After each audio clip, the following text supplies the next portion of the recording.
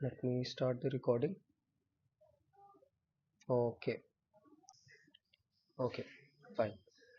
तो मैंने बोला था जैसे कि हम शुरू से शुरू करेंगे, ठीक है? तो पिछले दो सेशंस आई हैव कंडक्टेड, जिसमें फर्स्ट लेक्चर में मैंने बताया था the origins of the C, we discuss that. और फिर उसके बाद मैंने सेकंड लेक्चर में डिस्कस किया था दैट हाउ कंपाइलेशन हैपन्स। अगर किसी ने भी वो वीडियो नहीं देखी है, you can watch that video. And उसमें पूरा मैंने कंपाइलेशन प्रोसेस के बारे में बताया है, हाउ इट डन, एंड उसमें क्या क्या फेजेस रहते हैं, एवरीथिंग। ओके।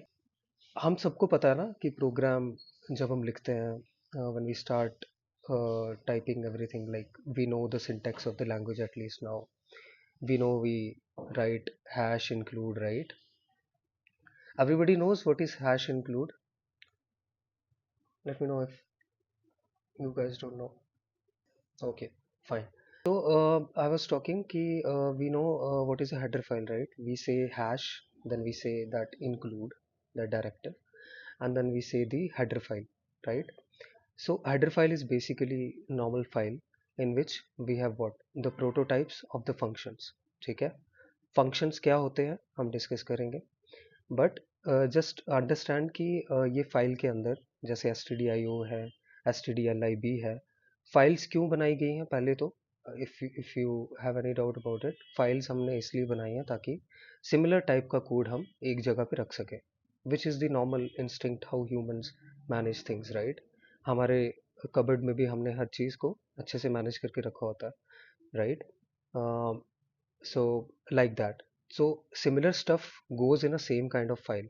जैसे stdio.h फाइल है, standard input output. So नाम से पता चल रहा है कि this file will have some sort of function, some sort of help. ठीक है, मैं अभी help बोल रहा हूँ because we have not discussed the functions. So some sort of mechanism is there जिसको यूज करके हम इनपुट आउटपुट कर सकते हैं यूजर से, है ना? Let me open V S code. तो हमें पता है कि जब हैश इंक्लूड यूज करेंगे तो ये डायरेक्टिव है, ठीक है, प्री प्रोसेसर डायरेक्टिव है। This will include this file, okay, what ever the content in side this will get replaced here, whatever the things we have inside stdio.h. If we go inside, we'll see this all content whatever here is, ठीक है, ये सब पूरी file, सारा का सारा content copy होकर कहाँ आ जाएगा, हमारे प्रोग्राम में आ जाएगा, ठीक है, यहाँ पे, ठीक है, इसकी जगह रिप्लेस हो जाएगा। This is what preprocessors do, preparing our file to do something, ठीक है। उसके बाद hash include, header file include करने के बाद now we need what, so सबसे पहली चीज तो stdio.h हम, मैंने बताया कि इनपुट आउटपुट के लिए यूज कर रहे हैं। So what is that input output? These are the functions printf, scanf, right? तो stdio.h के अंदर we have these two, I mean more functions, but then we are only using this printf and scanf, okay? तो ये use कर रहे हैं, ठीक है, और ये फंक्शंस यहाँ पे डिफाइंड है, डिक्लेयर्ड है बेसिकली, ठीक है, ओके। इस चीज में किसी को डाउट है मैं क्या बोल रहा हूँ? किसी को समझ ना आ रहा हो कि मैं क्या बात कर रहा हूँ? मैंने बताया कि हैश इंक्लूड हम यूज करते हैं, इट्स अ प्री प्रोसेसर, ठीक है, यूज करते हैं to include this file inside our program, ठीक है। जो भी प्रोटोटाइप्स, जो भी कोड इस stdio.h फाइल के अंदर है, ठीक है, जो भी फंक्शंस डिफाइंड है, ठीक है, जो भी सब, वो सब का सब कोड क्या होगा, कॉपी होगा और हमारे उसमें आ जाएगा, प्रोग्राम में आ जाएगा, whatever we are doing, ठीक है। ये सब कोड एवरीथिंग, ठीक है।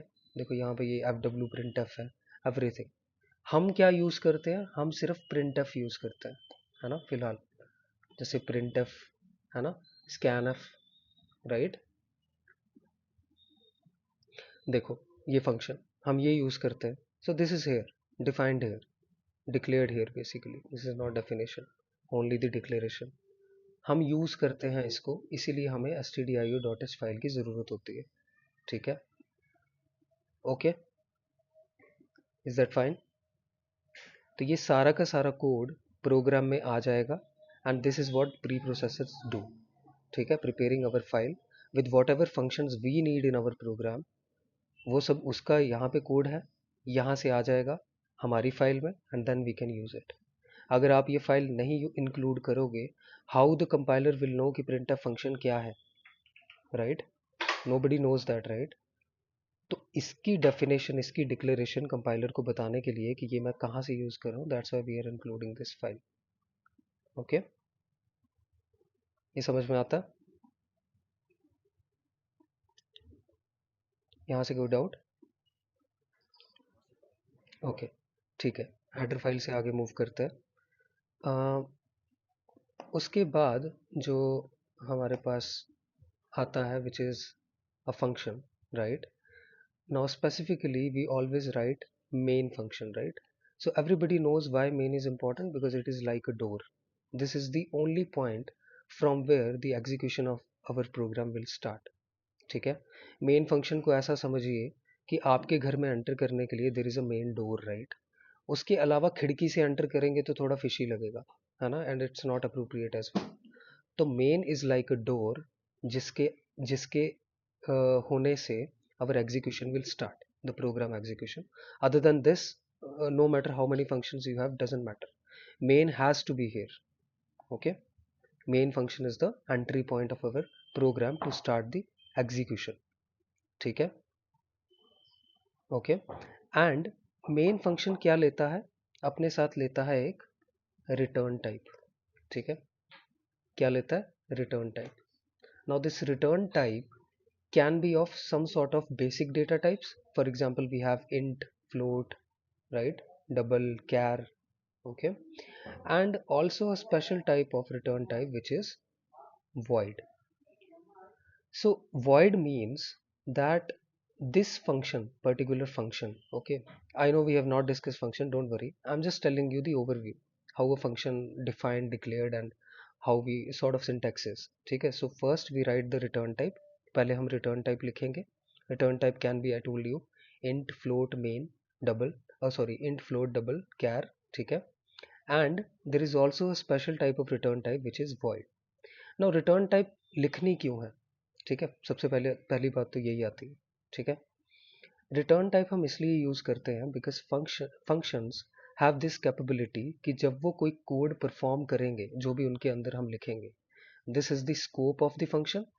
यहाँ पे कर्ली ब्रेस ओपन, यहाँ पे curly brace close, and whatever code we are writing inside this particular space, inside this boundary, okay, under this main, that code will be included inside this function.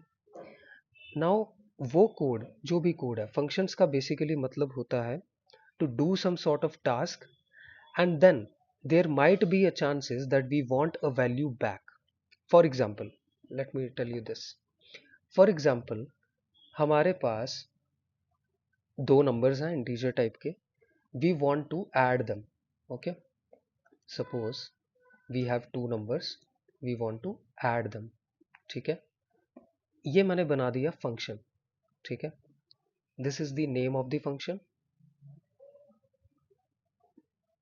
Okay, this is the name of the function. This can be like anything, sum जरूरी नहीं है, मैं moon भी लिख सकता था, मेरी मर्जी। ठीक है, बट नाम वही रखो जो मीनिंगफुल रहे। अगर सम कर रहे हैं तो सम ही लिखो, why to write moon, right? Why to write x, why to write a. तो अगर नंबर है तो write num one, number two है so write num two. Be descriptive, whatever you are doing, naming, be descriptive. At least the other programmer can know that like this is a sum function which is going to take number one, number two, and then just add them. Now add करने के लिए, okay, add करने के लिए what we can do is हमें बस दोनों numbers को plus करना है, that's it. ठीक है, तो plus हो गया, है ना? plus कर दिया, अब क्या करें? अब दो चीज़ें कर सकते हैं, या तो हम यहीं पे वैल्यूज़ को प्रिंट कर दें। ठीक है, प्रिंट एफ बोल के यहीं पे वैल्यूज़ को प्रिंट कर दें। ओके, बट ज़रूरी नहीं है कि हर बार यही काम करना हो सकता है मुझे बस नंबर्स को प्लस करवाना था और कुछ मैं काम कर रहा था जिसमें मुझे बस नंबर्स का सम चाहिए था। चाहिए था का मतलब है यहाँ से, सपोज मैं कुछ सॉर्ट ऑफ कोड लिख रहा हूँ, यहाँ पे मैंने कुछ कोड लिखा, यहाँ पे कुछ कोड लिखा, now I need to sum two numbers, तो मैंने यहाँ पे फंक्शन को कॉल किया विद नंबर 10 एंड नंबर 20। मेरे को यहाँ पे 10 और 20 का सम चाहिए, यहाँ पे चाहिए, ठीक है। मैंने इस फंक्शन को कॉल किया, दो वैल्यूज num1 की num2 की असाइन हो गई, यहाँ पे मैंने सम कर दिया, पर मुझे प्रिंट नहीं करना था, मुझे रिटर्न करनी थी वैल्यू यहाँ पे। सो फंक्शंस के पास एक कैपेबिलिटी होती है that you can return the values as well, ठीक है। जो भी कंप्यूटेशन आप फंक्शन के अंदर परफॉर्म कर रहे हो, if it is a mathematical computation और एनी सॉर्ट ऑफ कंप्यूटेशन, जिसकी वैल्यू जहां से कॉल कर रहे हो उस जगह पे चाहिए, सपोज मुझे यहाँ चाहिए होती अगर, ठीक है, अगर मैंने यहाँ पे लिखा होता आंसर, ठीक है, मुझे इसमें दोनों सम का आंसर चाहिए था, तो मुझे इस वेरिएबल के अंदर चाहिए था, वहां पे प्रिंट नहीं करना था। I want whatever the computation of 10 plus 20 is, I want that to store inside this variable. तो वो कैसे करेंगे? तो functions have this capability that it can return the values. Okay? So functions can return the values. Return तो कर रहे हैं, ये तो बढ़िया है, पर return कर क्या रहे हैं? Right? क्या return कर रहे हैं? So numbers are of type integer.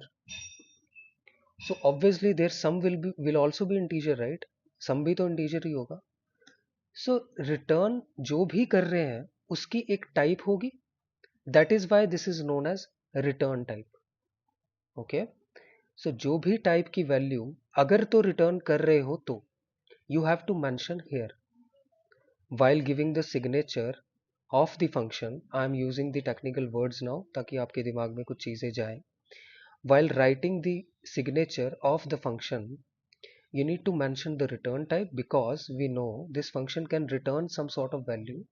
Okay, this is in our hand. हम चाहते तो यहाँ प्रिंट कर सकते थे, रिटर्न ना करते, रिटर्न ना करते तो यहाँ पे कोई रिटर्न टाइप नहीं आती, that's why we have to mention void. Okay, void means we are not returning anything, ठीक है। So maybe we don't need this, हम ये नहीं कर रहे, हमें बस फंक्शन कॉल करना and will just print the values there. तो फंक्शन का बेसिकली काम बस इतना सा है कि whatever sort of code is written inside it, उसके अंदर जो भी कोड लिखा है उसको एग्जीक्यूट करो, रिटर्न करने की ज़रूरत है तो रिटर्न करो, and when you are returning just mention the return type. If you do not need to return the value, return नहीं करना है, so just mention void. Okay, and that's it. यही काम मेन का भी है, मेन भी एक फंक्शन है, ठीक है। अब मेन फंक्शन पे आ जाते हैं। Main is also a function, ठीक है, which is doing something whatever we are writing inside it, ठीक है। जो भी हमारा कोड है, छोटा सा code, for example pattern print करने का, इफ एल्स का, whatever we are doing, switch case का, वॉट एवर, सब कुछ मेन फंक्शन से ही शुरू होता है। And at the end, see, at the end this main is also returning some integer value. Can you all see this? This is an integer value, 0 is an integer, right? So this is returning 0, that's why we are writing int. Okay, suppose मैं void लिख देता हूँ यहाँ पे, ठीक है, क्योंकि compiler की मैंने इतनी ज़्यादा रिस्ट्रिक्शन नहीं की है, स्ट्रिक्ट नहीं है वो, so it is not complaining कि when you are saying void why you are writing return, because obviously I told you कि जब void लिखा है मतलब we are not returning anything, तो हमें इसकी ज़रूरत नहीं है, ठीक है। So this is in the hands of the programmer कि तुमको वैल्यू रिटर्न करनी है कि नहीं करनी है। But main is a special case, हम हमेशा मेन में इंट लिखते हैं, रिटर्न 0 करवाते हैं, ठीक है। क्यों करवाते हैं? Because this is a convention, ऐसा होता आया है। लैंग्वेज के जो फादर्स हैं जिन्होंने लैंग्वेज को जन्म दिया, दे डिसाइडेड कि हमें ये रिटर्न 0 करना है, because it is not a normal integer but it is a status code. What is a status code? I'll come on it in a minute. But just main is a special case. आप चाहो तो void लिख दो, कोई फर्क नहीं पड़ता, ठीक है। void लिख दो, रिटर्न टाइप हटा दो, लेट मी से printf, ठीक है, कुछ भी, ओके। अब इस प्रोग्राम को रन करते हैं।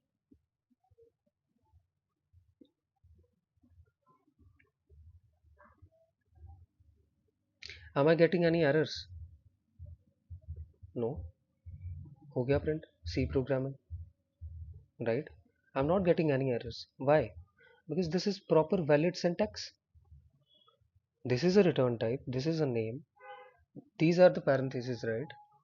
These are the parentheses, this is the curly brace, and this is normal, whatever the statement we are writing inside this function. This is okay.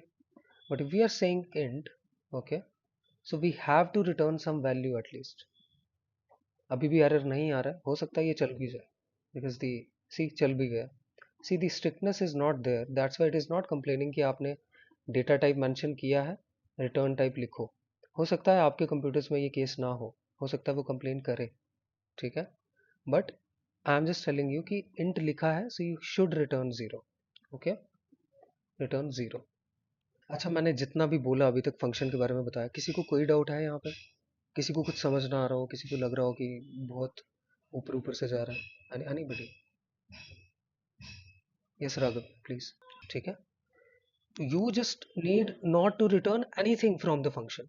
ठीक है. सपोज मैं बस एक एग्जांपल दे रहा हूँ. सपोज आप कैलकुलेटर ही बना रहे हो, ठीक है, एंड आपने different different function different different operations के लिए, जैसे ऐड के लिए, सब्ट्रैक्शन के लिए, मल्टीप्लिकेशन के लिए अलग अलग फंक्शन बनाया है जिसमें आप वैल्यूज पास करते हो, वो ऑपरेशन परफॉर्म करता है, एंड आप वहीं पे वैल्यू फंक्शन के अंदर प्रिंट कर देते हो कि the answer of sum number is this, whatever. तो आपको रिटर्न करने की ज़रूरत नहीं है उस केस में, because you are printing inside the function, right? आप वहीं पे आंसर बता दे रहे हो. फिलहाल तो नीड नहीं है, हमेशा ये केस नहीं होगा, राइट? जब आप कोई सॉफ्टवेयर लिख रहे हो या आप कोई कुछ कॉम्प्लेक्स मैकेनिज्म बना रहे हो, this is not the case always कि आपको हमेशा वैल्यू वहीं प्रिंट करवानी है. नहीं, हो सकता है मेरे को बस एक फंक्शन इसलिए बनाया हो मैंने, जो बस एक वैल्यू ले, उन वैल्यूज से कुछ ऑपरेशंस परफॉर्म करके जस्ट एक फ्लैग के रूप में उस वैल्यू को सेव कर ले, और मुझे इंडिकेशन दे दे कि इसकी वैल्यू 2 हो गई है, अब बस कर दो, कोड बंद कर दो. सपोज मैं कुछ कर रहा हूँ, तो मैं यहाँ पे इस फंक्शन में सिर्फ चाहता हूँ कि कंप्यूटेशन हो, और ये फंक्शन मुझे बताए कि वैल्यू 2 कब होगी. तो मैं अपने कोड को डिस्टर्ब ना करते हुए ये सारा काम एक इस फंक्शन को दे दूंगा, जो सिर्फ ये काउंट कर रहा है कि वैल्यू 1 कब थी, 2 कब थी, और जब 2 हो ये मुझे सिग्नल दे दे वापस कि ओए रुक जा, वैल्यू 2 हो गई, बस खत्म. कुछ भी कर रहा था मैं, जो भी, वैल्यू 2 हो गई. तो यहाँ पे मुझे रिटर्न करने की ज़रूरत है, क्योंकि ये फंक्शन का नेचर वैसा था. See you are the programmer, you decide what you are making and किस फंक्शन को नेचर किस टाइप का देना है. ठीक है, यहाँ पे मैं बस थोड़ा सा एग्जैजरेट कर रहा हूँ चीज़ों को, पर मैं आपको बताना चाहता हूँ कि this is in your hands. तुम्हें डिसाइड करना है कि फंक्शन किस नेचर का है, whether it is returning something और not, whether there is a need और नॉट. जब धीरे धीरे थोड़ी प्रैक्टिस करोगे, you will get to know this कि कब वैल्यू रिटर्न करते हैं, कब नहीं करते हैं. नॉर्मल जो हम प्रोग्राम बनाते हैं, कैलकुलेटर वटेवर, इनमें ज़रूरत नहीं है. धीरे धीरे जब कॉम्प्लेक्सिटी बढ़ेगी, कुछ एडवांस कर रहे होंगे, वहाँ पे आपको समझ में आएगा, अच्छा अच्छा, ठीक है, समझ गए, तो वैल्यू रिटर्न क्यों करवानी है, कब करवानी है, depending on that we use the return types and all. ठीक है. ओके. ठीक है. Anybody else? किसी को कुछ पूछना हो तो? अभी फंक्शन पे ही रुका हूँ मैं, इसके रिगार्डिंग कुछ भी पूछो. एनीथिंग?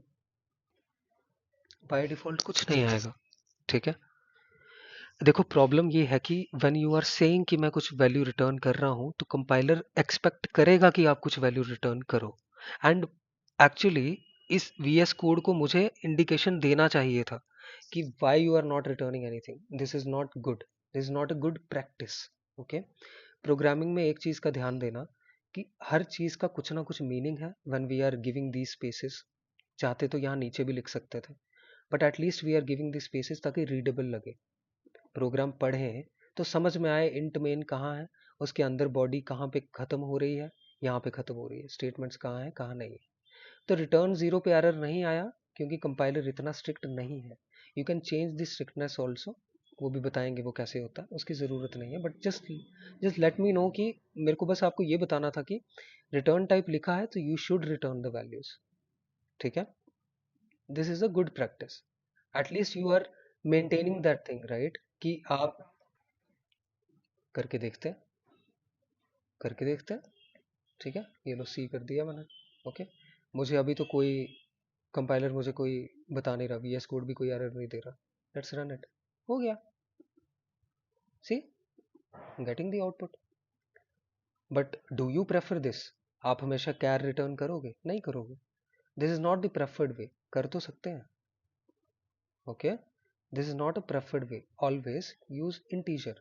Why is that? क्यों इंटीजर करना है? Integer, yes, yes, yes, yes.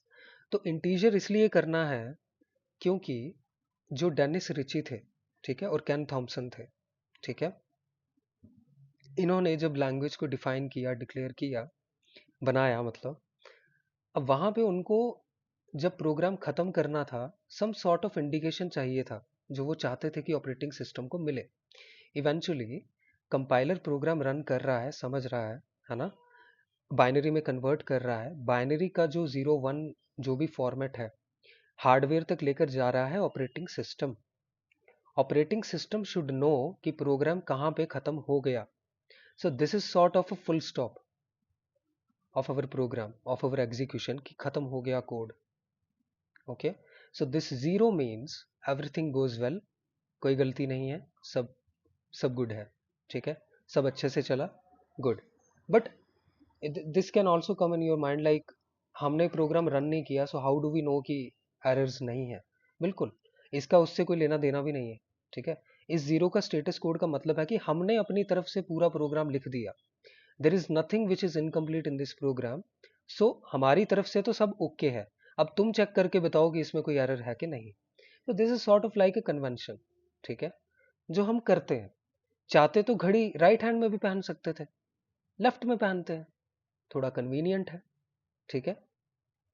Okay, because right hand हम मोस्टली यूज करते हैं बाकी एक्टिविटीज के लिए, लिखने के लिए, तो left hand is free.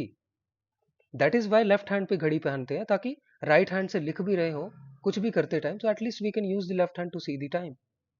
Right hand से लिख रहे हो, then you stop writing and see the time. This is sort of inconvenience. So to make things good, हमने थोड़ी सी कन्वेंशंस बना के रखी. दिस इज सॉर्ट ऑफ लाइक दैट.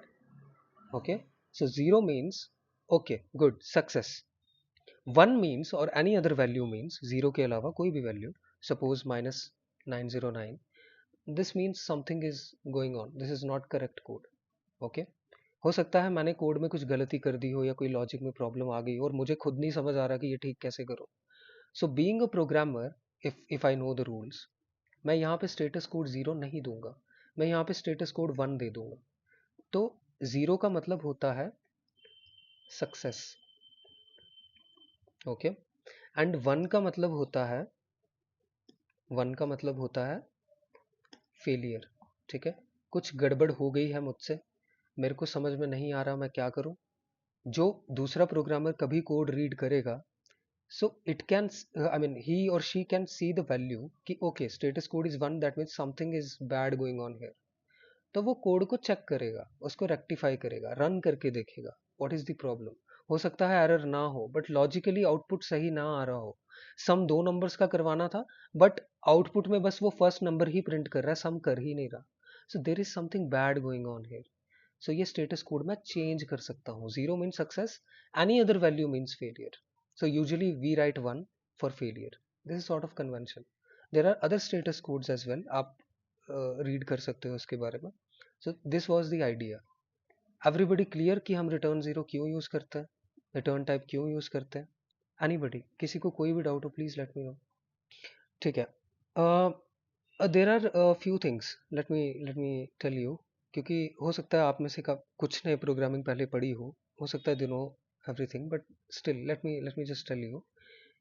ये जो भी मैं लिख रहा हूँ ना, हैश, इंक्लूड, ठीक है, ये वाली ब्रैकेट, ठीक है, दिस इज लेस देन का sign, then I am writing this stdio.h, whatever I am writing, a single complete word, whatever I am writing, this int, everything here, whatever I am writing, this particular symbol, known as tokens, known as tokens.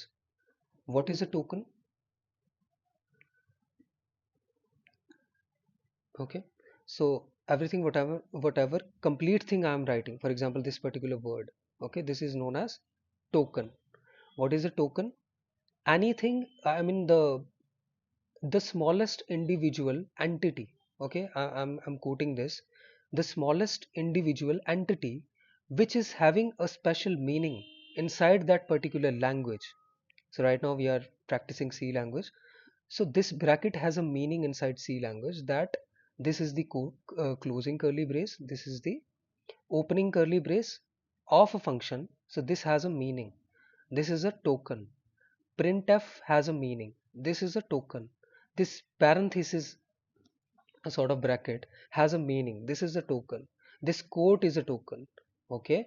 Whatever I'm writing inside this is not a token. This is user declared things. I can write anything here. This is not token. This is user defined thing. Doesn't matter. Whatever you're writing here, nothing. So other than that, the boilerplate code, this particular hash, this is a token. Include, this is a token. Because this has a special meaning inside the language. ठीक है? Now tokens के बाद हमारे पास चीजें आती हैं कि code लिखेंगे कैसे. जैसे मैं यहाँ पे हैश लिख रहा हूँ, इंक्लूड INCLUDE.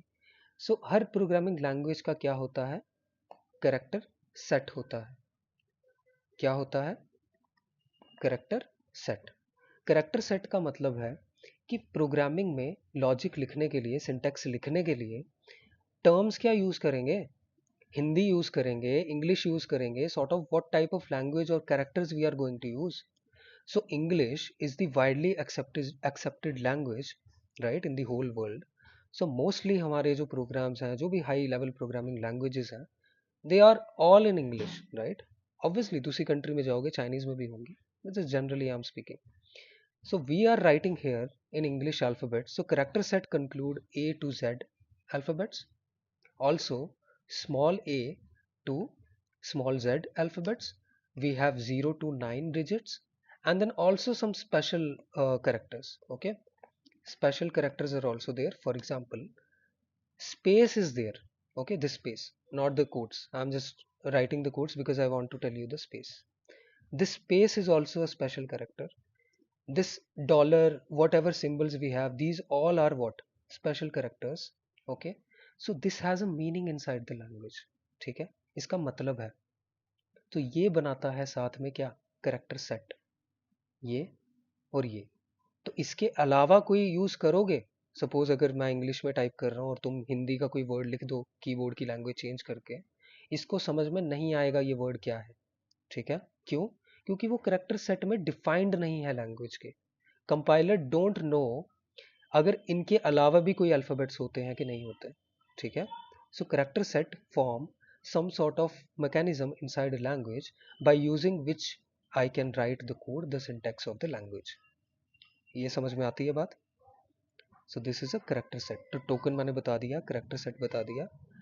नाउ जो इम्पोर्टेंट चीज़ है, जो मेन चीज़ है, वो है राइटिंग द कोड, राइट. अब ठीक है, सिंटेक्स हम याद कर लेंगे, हमें पता है कि हैश इंक्लूड लिखेंगे. क्यों लिखेंगे, because I need to include this file. Why to include this file, because maybe I want to print something. Suppose I want to print my name, that is a task, right. So in order to print my name, I need to use this printf function. So how can I use this printf function if I have not included this particular sort of header file, right? तो मैं ऐसे ही program run कर देता हूँ, क्या ही problem है. तो problem है, नहीं पता उसको कि क्या होता है printf. ठीक है, so implicit declaration of function printf, it is saying, देखो एरर्स पढ़ना आना चाहिए तुम्हें. ठीक है, test.c is the name of the file. This is the file name. Then line number 4, line number 4 here. Okay, and column number 5, column number 5. Let's start from here.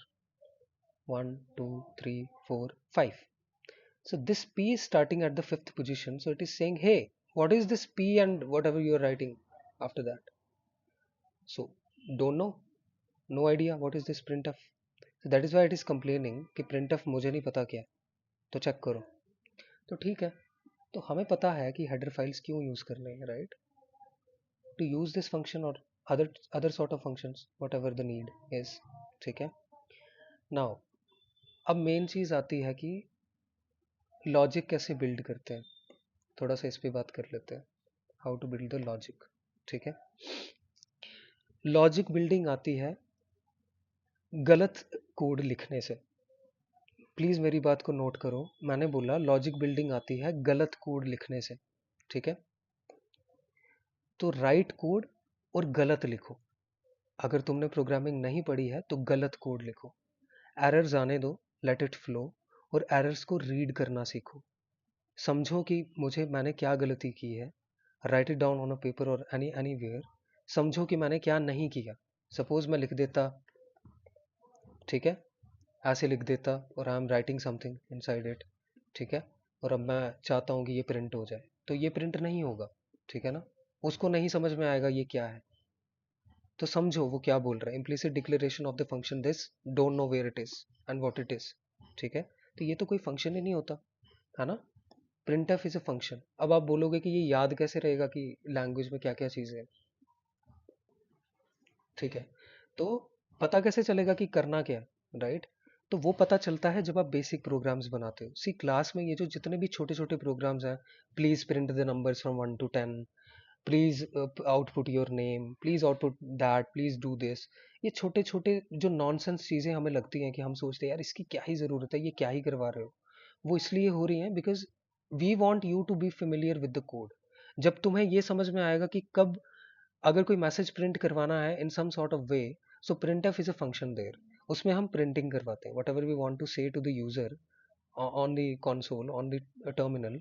सो हम वो message print करवाने के लिए फंक्शन यूज करते हैं। Scan is a function to use what, to take the input from the user, whatever, ठीक है। ये चीजें हमें पता है, लेकिन ये टुच्चे प्रोग्राम जो हम बनाते हैं क्लासरूम में, इसका मतलब बस इतना सा है कि you should be familiar with the language और the nuances of it, like how to use the things, like functions कौन सा कब यूज करेंगे। For example there was a program जहाँ पे हम पावर्स कर रहे थे, जैसे 2 raised to power 4 और any 2 raised to power n, any power. तो वहाँ पे एक फंक्शन आ जाता है POW। ये फंक्शन कहाँ से आया, there is a header file math.h। तो math.h में क्या है, let's see it, okay, let's see math.h में क्या है। तो ये चीज़ें क्यूरियस रहोगे तो तुम्हें समझ में आएगा कि क्या है। सो कंट्रोल दबा कर मैं फाइल के अंदर चला गया, मैंने कंट्रोल प्रेस किया, कर्सर को हवर किया, एक ऐसे अंडरलाइन जैसी बनेगी और इसका कलर चेंज हो जाएगा। You just need to click it and you will go inside the file. Inside the file जाने के बाद मैं धीरे से हर एक चीज़ को चेक करूंगा कि यहाँ पे लिखा क्या है। ठीक है, कुछ समझ में नहीं आ रहा, okay, skip it skip it skip it, okay रुक जाओ, कुछ तो आ रहा है, O sign, okay, cos, okay, tan, okay, these are the functions, right? See the function declaration here, name of the function and the parenthesis and inside what? The data type, ठीक है। अभी आएंगे डेटा टाइप पे, आते हैं, मैं just ये बता रहा हूँ। सो ये चीज़ें यहाँ लिखी हुई हैं, पावर फंक्शन भी यहाँ कहीं लिखा होगा, see this is the power function, ठीक है। इसके अंदर भी जा सकते हैं क्या, नहीं, ठीक है। तो ये रहा power function, that is why you are able to use it because you are including this file. If you do not include this file, directly use the power function, compiler will complain, ठीक है। I hope ये समझ में आ गया कि क्यों हमने ये फाइल्स बनाई हुई हैं, ताकि सिमिलर टाइप का कोड जैसे मैथमेटिकल फंक्शंस हैं तो वो math.h की लाइब्रेरी में ही रहे, इस फाइल में ही रहे। इनपुट आउटपुट के फंक्शंस हैं तो वो इनपुट आउटपुट में ही रहे इसकी फाइल में, है ना। That is why the header files are like this organised, ठीक है। Now, let's come to the points. Let's come to the very basic thing, which is data type. Okay. अच्छा sorry, मैं ये बताना भूल गया, किसी को इसमें कोई डाउट है कि ये मैं क्या करता हूँ, ये कमेंट होता है, आई होप आपको पता ही होगा, सबने यूज़ किया।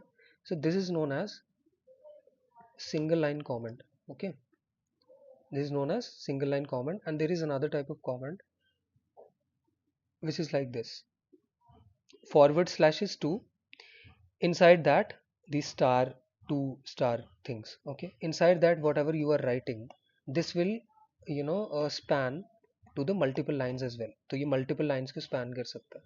सिंगल लाइन कमेंट में आप ऐसे करोगे तो ये span नहीं करता। This will only comment the line where you have specified this particular comment header, okay। तो ये single line multi line comment है। Let's come to the data types. अगर किसी को बताना हो मुझे कि what is a data type, कोई एक्सप्लेन करना चाहेगा। अभी तक हमने पढ़ लिया data type, please explain what is data type. Okay, nobody, okay, okay, let's skip, छोड़ो, हमें नहीं पता डेटा टाइप कोई चीज़ होती है, ठीक है। Let's do something. हम क्या करते हैं, हमें कोई टास्क दिया है, अमृत ने हमें टास्क दिया, ओके। अमृत बोलता है सर मल्टीप्लाई करवाना है दो नंबर्स को, ठीक है, सपोज 20 को, और मल्टीप्लाई करवाना है 10 को। मैं बोलूँगा ओके करवा देते हैं, अभी करवा देते हैं, उसमें कौन सी बड़ी बात है, ये लो, ठीक है, ये करवा दिया, ओके फाइन। अब इसका आउटपुट भी चाहिए, ठीक है, तो आपने बोल दिया ठीक है आउटपुट भी ले लेते हैं, कौन सी बड़ी बात है, ठीक है। तो मैंने कुछ ऐसा कर दिया, ओके, ऐसे लिख दिया मैंने। तो मैं चाहता हूँ इसका मल्टीप्लिकेशन मुझे प्रिंट हो जाए, तो मैं इसको रन करता हूँ, ठीक है। कहाँ गड़बड़ दिखा रहा है, हाँ यहाँ कुछ प्रॉब्लम आ रही है, लेट्स रीड इट। ओके, कहता है expected const char but argument is of type integer. Okay, ये सॉर्ट ऑफ जो एरर आया मुझे, इसको ध्यान से पढ़ो। ओके, क्या कह रहा है, एक्सपेक्टेड, एक्सपेक्टेड क्या, कॉन्स्ट कैरेक्टर स्टार छोड़ दो, अभी डिस्कस नहीं करेंगे, बट ओके कुछ यहाँ पे कुछ गड़बड़ है। कह रहा है कि ये एक्सपेक्ट कर रहा था, बट आप आर्ग्यूमेंट में दे रहे हो some value which is of type integer. How it knows I whatever I am typing is of type integer. इसको कैसे पता कि 20 और 10 इंटीजर है, मैंने तो कहीं नहीं बताया इसको 20 और 10 इंटीजर है ना। इसको कैसे पता ये इंटीजर है, बिकॉज ये कंप्यूट कर सकता है, बिकॉज मैंने आपको बताया करेक्टर सेट होता है हर प्रोग्रामिंग लैंग्वेज में, इसका भी है। इसको पता है कि 0 to 9 के अंदर 2 is a digit, 0 is a digit, 1 is a digit, 0 is a digit, this star means multiplication. So sort of मेरे को इसकी मल्टीप्लाई करवानी है, बट आपने सिंटेक्स ठीक से नहीं दिया। आप मल्टीप्लाई तो करवा रहे हो, बट आउटपुट कैसे आएगा, मेरे को तो आपने बताया ही नहीं कि डेटा किस टाइप का है, ठीक है। वो कंप्लेंट कर रहा है कि मुझे नहीं पता कि मैं इस डेटा को अब प्रिंट कैसे करूं, मुझे बताओ कि इसका फॉर्मेट क्या रहेगा। अगर ये इंटीजर वैल्यू है तो मैं किस तरीके से इसको फॉर्मेट करके आउटपुट दूं। printf is a function which prints the value in a formatted way. F means formatted, okay, print and f means formatted. Formatted means this is a format specifier. C language में format specifiers का extensively use होता है। क्यों use होता है, because we want to put the value whatever we are dealing with the values, whatever the values we are computing या print करवा रहे हैं, उस वैल्यू को कंप्यूट करने के बाद I need to give it to the compiler, ताकि वो उसको आउटपुट में दिखा सके। दिखाने के लिए उसको स्पेसिफाई करना पड़ेगा कि किस फॉर्मेट में दिखाऊं, ठीक है। Format is tied with the type of data that we are dealing with inside our program. The type of data that we are using inside our program, this person D is strictly bound to that. So I have to mention कि इस answer को कैसे print करूं। तो मैंने उसको बताया कि printf टेंशन मत ले, ये इंटीजर टाइप की वैल्यू आएगी, इसका जो कंप्यूटेशन आएगा उसको इंटीजर टाइप के फॉर्मेट में ही प्रिंट करना, ठीक है, फ्लोट मत बना देना। इंटीजर है तो इंटीजर वैल्यू ही चाहिए। बोलेगा ओके, ठीक है, बोलेगा ओके। नाउ इट नोज कि प्रिंट क्या करना है, it knows the value, it knows the answer. इसको समझ में नहीं आ रहा था कि प्रिंट करना कैसे है, whether it is 200.0000 or it is 200 or it is in octal or it is in binary or it is in hexadecimal, I don't know, just tell me what type of specifier it is. So I told it, percent D सबने use किया है, percent F सबने use किया है। क्यों use करते हैं, to tell the printf function, because F means formatted and it can only take the formatted input and output data, ठीक है। तो ये इनपुट आ गया फिलहाल, फिलहाल के लिए कंप्यूट किया इसने प्रिंट एफ के अंदर ही, और इसने यहाँ इसका आउटपुट दे दिया, ठीक है। किसी को यहाँ तक कोई प्रॉब्लम आ रही है, तो ठीक है, समझ में आ गया कि आउटपुट कैसे करवाना है, ऐसे करवाना है, ठीक है। फॉर्मेट बता दिया, this is format specifier, that is why the name is format specifier. Specify the format, कैसे प्रिंट करूं, इंटीजर फॉर्मेट में करूं, फ्लोटिंग फॉर्मेट में करूं, कैरेक्टर फॉर्मेट में करूं, कैसे करूं, ठीक है। अगर मैं यहाँ पे परसेंट सी दे देता परसेंट सी हम सबको पता है करेक्टर टाइप की वैल्यू प्रिंट करेगा। तो अगर इसका आंसर 200 है तो करेक्टर फॉर्मेट में वो क्या होगा? करेक्टर फॉर्मेट में वो ये सिंबल है। ये तो आंसर नहीं चाहिए था, आंसर तो 200 आना चाहिए था, मल्टीप्लाई करने का टास्क दिया था। तो format specifiers closely bound with what? The type of the data that we are dealing with inside our program. So that is why format specifiers use करने हैं तो यूज करो कि जिस टाइप का डेटा है उसी टाइप का फॉर्मेट स्पेसिफायर हम यूज करें। नाउ अब आएंगे डेटा टाइप पे। ठीक है, तो यहां से ये समझ में आता है कि ठीक है, तो परसेंट प्रिंट एफ को कुछ फॉर्मेट स्पेसिफायर चाहिए ताकि वो आंसर को प्रॉपरली प्रिंट कर सके। ठीक है, नाउ हमारा एज ए प्रोग्रामर होने का एक थोड़ा सा फर्ज होता है कि सी प्रोग्रामिंग लैंग्वेज जो कि एक स्टैटिकली टाइप्ड लैंग्वेज है। मैंने क्या बोला? Statically typed language. There are two types of languages, high level low language, high level low level also there is also sort of what to say characterization बोल लो या ऑर्गेनाइजेशन बोल लो। हमने organise किया है दो सॉर्ट ऑफ लैंग्वेजेस हमारे पास होती हैं मोस्टली। स्टैटिकली टाइप्ड लैंग्वेज, ठीक है, ठीक है, and dynamically typed language. Okay, किसने पाइथन पढ़ी है यहाँ पे? Python?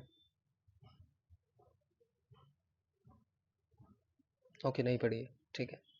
Python dynamically typed language है।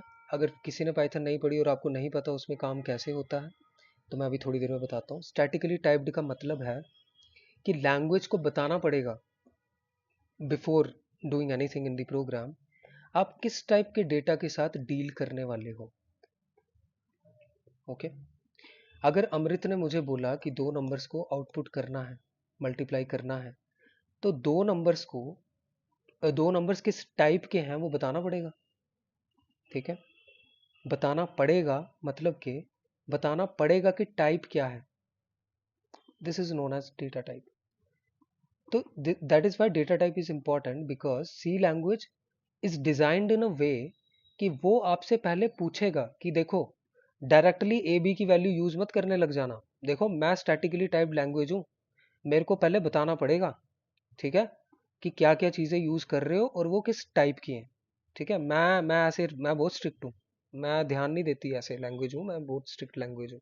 ठीक है, this is what C language is sort of, this is its nature.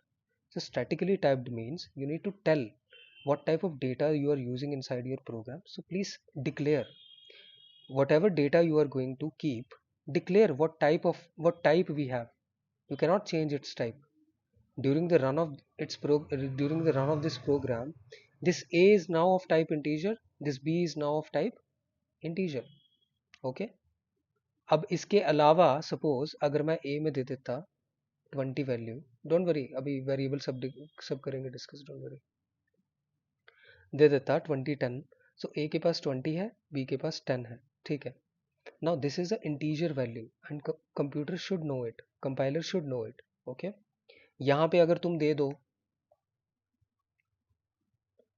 ठीक है, या दे दो, ठीक है, सो कंपाइलर कंप्लेंट करेगा। ठीक है, उसको नहीं समझ में आएगा कि ये यहाँ तो डेटा टाइप इंटीजर यूज कर रहे हो, करेक्टर तो चलो फिर चल जाएगा बिकॉज इंटरनली करेक्टर इंटीजर की टाइप में ही स्टोर होता है। बट व्हाट इफ मैं यहाँ पे ये लिख देता? ठीक है, तो कुछ चीजें ऐसी हैं जो ठीक नहीं है, तुम्हें बताना पड़ेगा। अगर तुम फ्लोटिंग टाइप की वैल्यू यूज कर रहे हो तो फिर तुम डेटा टाइप भी फ्लोटिंग टाइप की ही दोगे। अगर तुम स्ट्रिंग टाइप की डेटा यूज कर रहे हो तो तुम्हें इसका डेटा टाइप स्ट्रिंग ही देना पड़ेगा। So data type means the type of data that we are dealing with inside our program.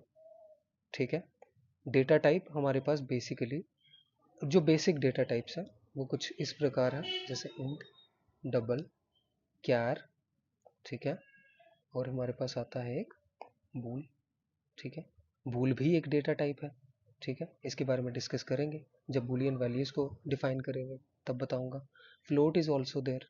ठीक है, तो बेसिकली जो हम यूज करते हैं, हम ये चार बेसिक डेटा टाइप्स अभी तक यूज करते आ रहे हैं। ठीक है, ओके, नाउ थोड़ा सा डिस्कस करते हैं डेटा टाइप है क्या। इंटीजर सबको पता है, what is an integer, right? Sorry, integer means any value, the negative values right? And the positive values. Integer include these sort of values, and वो होल नंबर वैल्यूज होंगी. Whole number से मेरा मतलब है कि उनमें डेसिमल पार्ट नहीं होगा. डेसिमल पॉइंट वैल्यू जो होती है, जो फ्लोटिंग और डबल स्टोर करते हैं, सबको पता है ना ये floating point numbers, right? This decimal part will be missing from the integer values. ठीक है. सो इंटीजर नेगेटिव और पॉजिटिव वैल्यू स्टोर कर सकते हैं. ठीक है. पॉजिटिव कोई भी वैल्यू, ठीक है, जो भी इसकी रेंज होगी. ठीक है. So integer data type integer type की वैल्यू स्टोर करेगा. डबल डेटा टाइप, पहले फ्लोट डिस्कस करते हैं. Float data type floating point type की वैल्यूज यूज करेगा, आई मीन सेव करेगा. फ्लोट मीन्स जिसके पास डेसिमल पोर्शन हो, नेगेटिव पॉजिटिव दोनों. ठीक है. जिसके पास डेसिमल पार्ट हो, that is a float. Now we have a double as well. ठीक है. डबल भी होता है, सेम. ठीक है. सेम होता है. ये भी डेसिमल पॉइंट वैल्यूज की जो वैल्यू होती है पूरी वैल्यू की, उसको स्टोर करता है. ठीक है. तो फर्क क्या है? ये भी तो फ्लोटिंग टाइप ही है, ये भी तो फ्लोटिंग टाइप ही है, तो फर्क क्या है? किसी को फर्क पता है?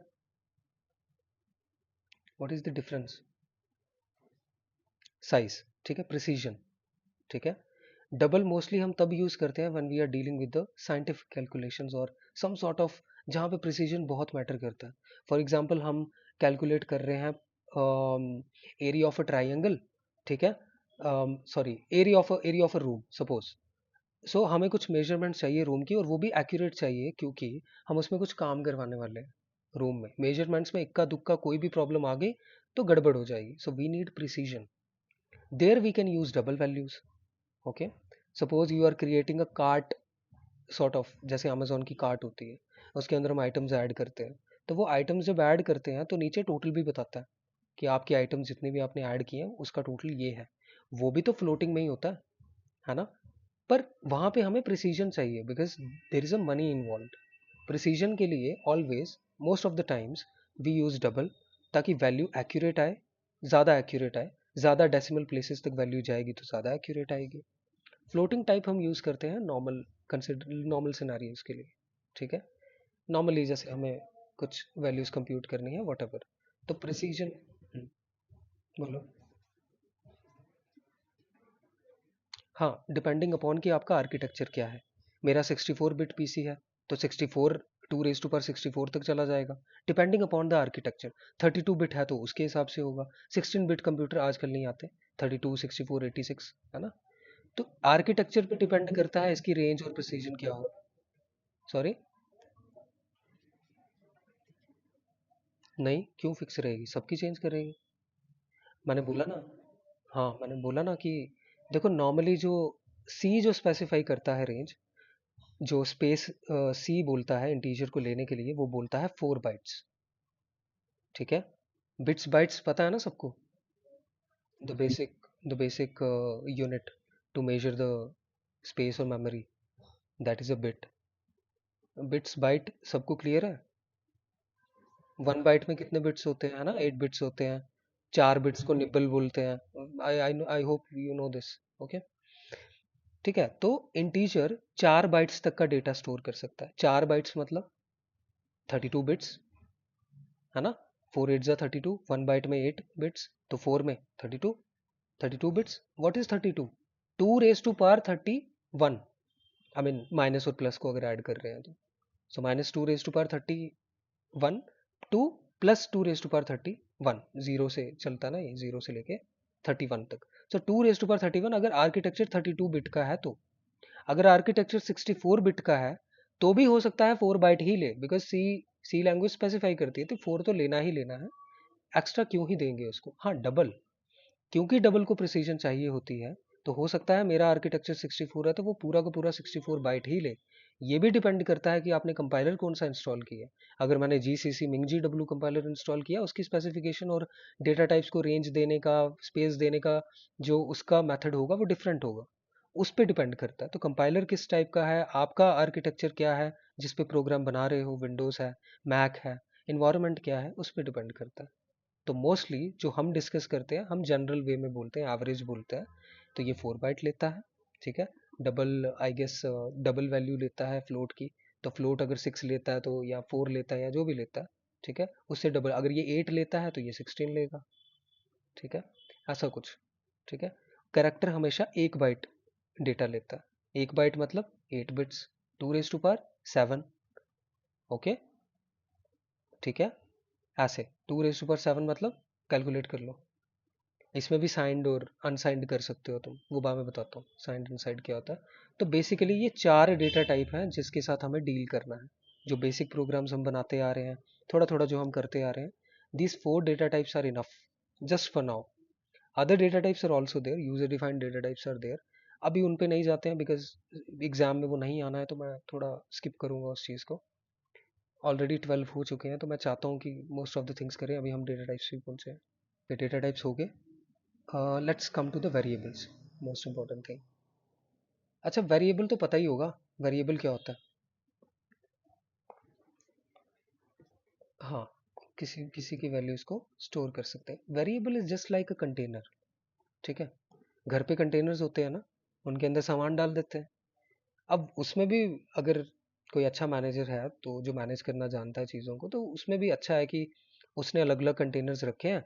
एक कंटेनर में सिर्फ कपड़े पड़े हैं, ठीक है, वो कंटेनर किसी भी सॉर्ट ऑफ डिज़ाइन का हो सकता है। एक में कपड़े पड़े हैं, एक में बर्तन पड़े हैं, एक में मसाले पड़े हैं, एक में किचन का सामान पड़ा है, एक में ग्रूमिंग का सामान पड़ा है, वट एवर।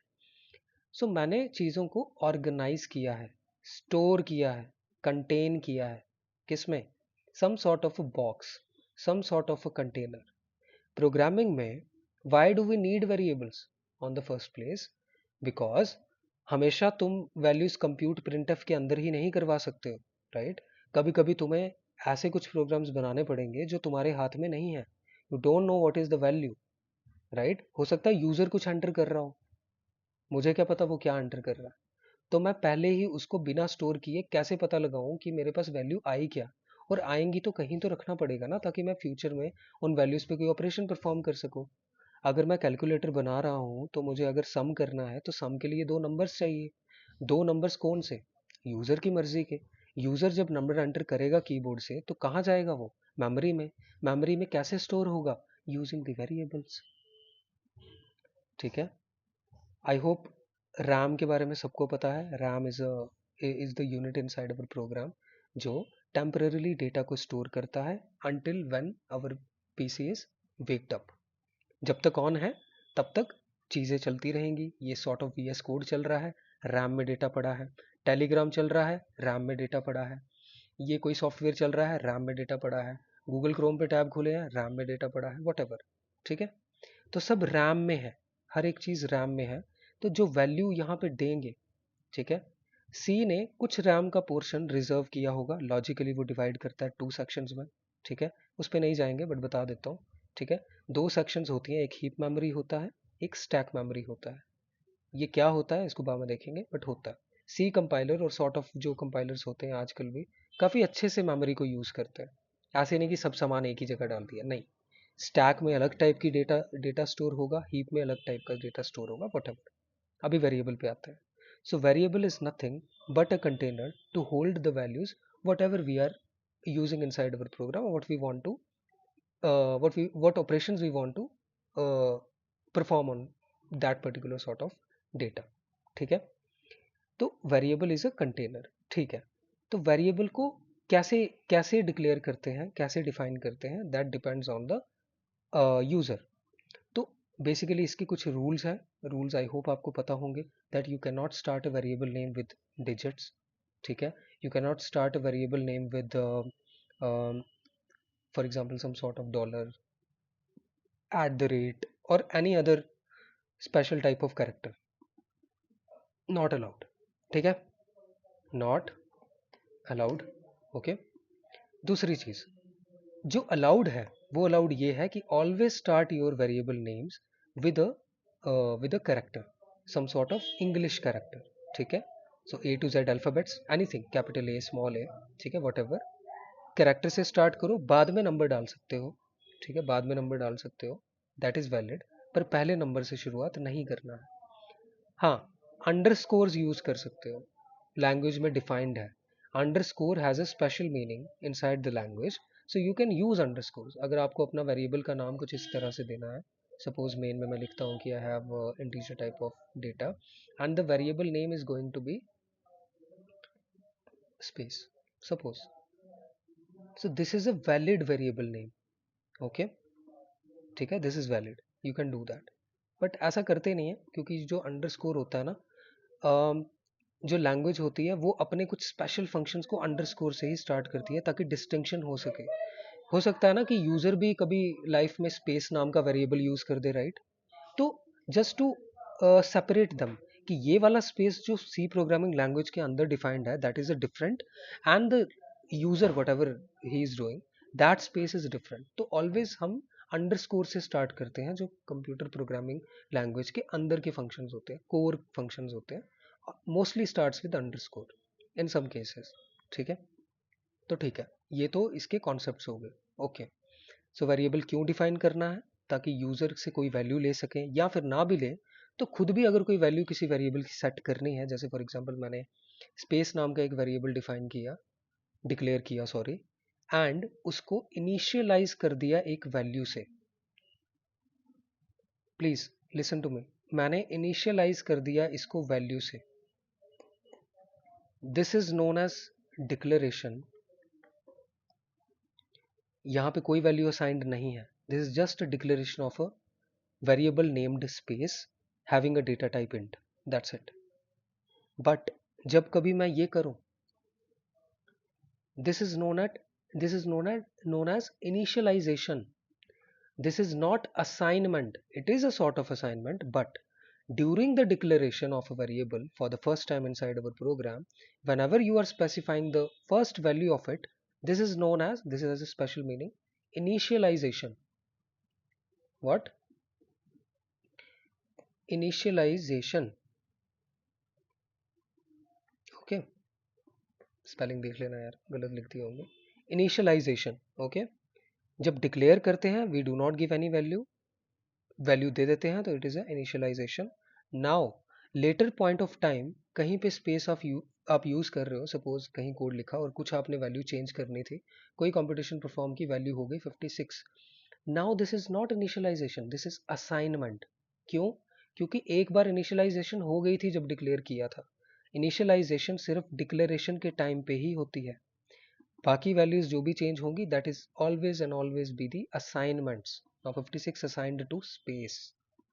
ओके, जस्ट एक नुआंस था, मैंने बता दिया. ओके, दूसरी चीज, वेरिएबल डिक्लेयर करना सीख गए, ठीक है, वैल्यू दे दी, this is known as literal. Okay, this is known as literal. Literal and constants, these are two things. सुनने में सेम लगती है, कभी कभी हम इंटरचेंजेबली भूल भी देते हैं. इसको बोल देंगे constant. This is not constant right now. 12 is not constant. Space is not constant, right? Okay, this is literal. Literal means any value that user can directly write inside our program, inside our source code. Why I have used this term source code? Because whatever code user write, programmer write, known as source code. Okay, this is not a typical text file. You are writing some text, you are writing a source code. Okay, this file is known as source code file. So literal means when you are just directly typing the value, and constant means when you are particularly saying that this particular variable is going to be constant. Now this 12 is constant when you are specifying that this variable is constant. Now this literal become constant when you say it is a constant. When you are not saying it is a constant, this is a literal. Okay, okay. So literal and constant, this is the difference. Literal means whatever directly you can type inside your source code file, that is a literal. Until and unless you are not specifically saying that that value needs to be constant. Okay. When you say const keyword, constant ना बोलें तब तक चीजें constant नहीं होंगी. It will be literal only. Suppose लेकिन तुम बोल सकते हो ना कि अगर मैं वैल्यू दूं ही ना तो, yes, तो तुमने वैल्यू नहीं दी. This is just a declaration of this variable with a qualifier known as const. Const is a keyword. Sorry, I forgot. Keywords का मतलब होता है जो भी predefined meaning होता है words का language के अंदर. अब main एक word तो है English का. Main means something which is important. But main का स्पेशल मीनिंग है सी के अंदर, and you can not define a variable with the same name. You can not say main. Okay, compiler will complain you. Okay, compiler will complain you. तो ठीक है, तो I was saying कि const मतलब define कर, declare करेंगे const keyword का use करें. अच्छा, कीवर्ड्स पे था मैं, तो कीवर्ड मैंने कीवर्ड डिफाइन किया क्या? कीवर्ड मतलब anything which has a special meaning inside the language. ठीक है, int is a special word जिसका मतलब होता है data type. So int has a special meaning, main has a special meaning, include has a special meaning, hash has a special meaning, stdio has a special meaning, right? Return has a special meaning. So you cannot use these particular keywords as your variable name, as your identifier. Okay, identifier means a naming construct, a naming entity by using which you can identify things. अगर मैं main ना लिखूं और directly बोल दूं 10, क्या 10? 10 क्या? किसको 10? कहाँ पे जा रही है ये वैल्यू? है ना, बता ही नहीं रहा हूँ. तो वेरिएबल डिफाइन करना पड़ेगा. ठीक है, बोल दूं कोई वेरिएबल का नाम record. So this record is a naming entity. अब इस नाम से मुझे पता चलेगा, ओके रिकॉर्ड मतलब 10 वैल्यू, और इसका मुझे कुछ यूज करना है जो भी मैं कर रहा हूँ. तो ये मेरे सहूलियत के लिए है, क्योंकि अब हम हाई लेवल लैंग्वेजेस में हैं. C is a mid level language, I know, but still we can consider it high level language because it makes our task so much easy. मुझे वेरिएबल डिफाइन करना, I know how to do it. मुझे value assign करनी है, I know how to do it. Just say equals to, give it the value. It can understand कि record में 10 integer को binary में convert करके यहाँ पे सेव करना है, मेमोरी रैम के अंदर लेकर जाना है. ठीक है, और ऐसे ऐसे चीज़ें स्टोर होंगी. Yes exactly. ठीक है, तो मैं यहाँ पे प्रिंट ऑफ करता हूँ और मैं यहाँ पे प्रिंट करने की कोशिश करता हूँ वैल्यूज़. ठीक है, किसकी? रिकॉर्ड की. ओके, तो मैंने यहाँ पे लिखा रिकॉर्ड किस टाइप का डेटा है? इंटीजर टाइप का डेटा है, तो फॉर्मेट स्पेसिफायर इंटीजर टाइप का देना पड़ेगा. कॉमा लगाते हैं. ठीक है, ये सबको पता ही होगा, अब तो सिंटेक्स याद ही हो गया होगा. कॉमा लगाते हैं, then we have to say the value whatever we are going to pass the data of it, जो भी हमें चाहिए. तो रिकॉर्ड चाहिए फिलहाल, तो रिकॉर्ड लिख देते हैं. इसकी वैल्यू को प्रिंट करवाते हैं, प्रिंट हो जाएगी. अब मैं इसकी वैल्यू को चेंज कर रहा हूँ. ठीक है, मैं चाहता हूँ कि 10 नहीं करना, 17 करना. ठीक है, अब मैं चाहता हूँ कि ये प्रिंट भी हो जाए. ओके, मेरे को पहले ही वो वार्निंग दे रहा है, देखो रेड स्क्विगली लाइंस आर देयर, सी. सो अगर इस पे हवर करोगे तो ये बताएगा expression must be a modifiable L value. कह रहा है कि जो भी एक्सप्रेशन तुम ये यूज कर रहे हो, दिस शुड बी मॉडिफाइएबल. इसको मॉडिफाई होना चाहिए. But this is not modifiable because you have declared here it is a constant. So how can you modify it's value? You can not, right? You can not. ठीक है, तो इसीलिए const मतलब now the value will remain same, constant, can not change it. ठीक है, I hope this is clear. या tell me.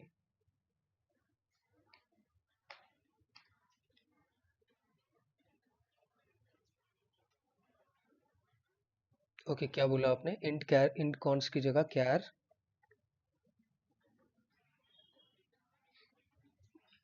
Yes, yes it is a literal.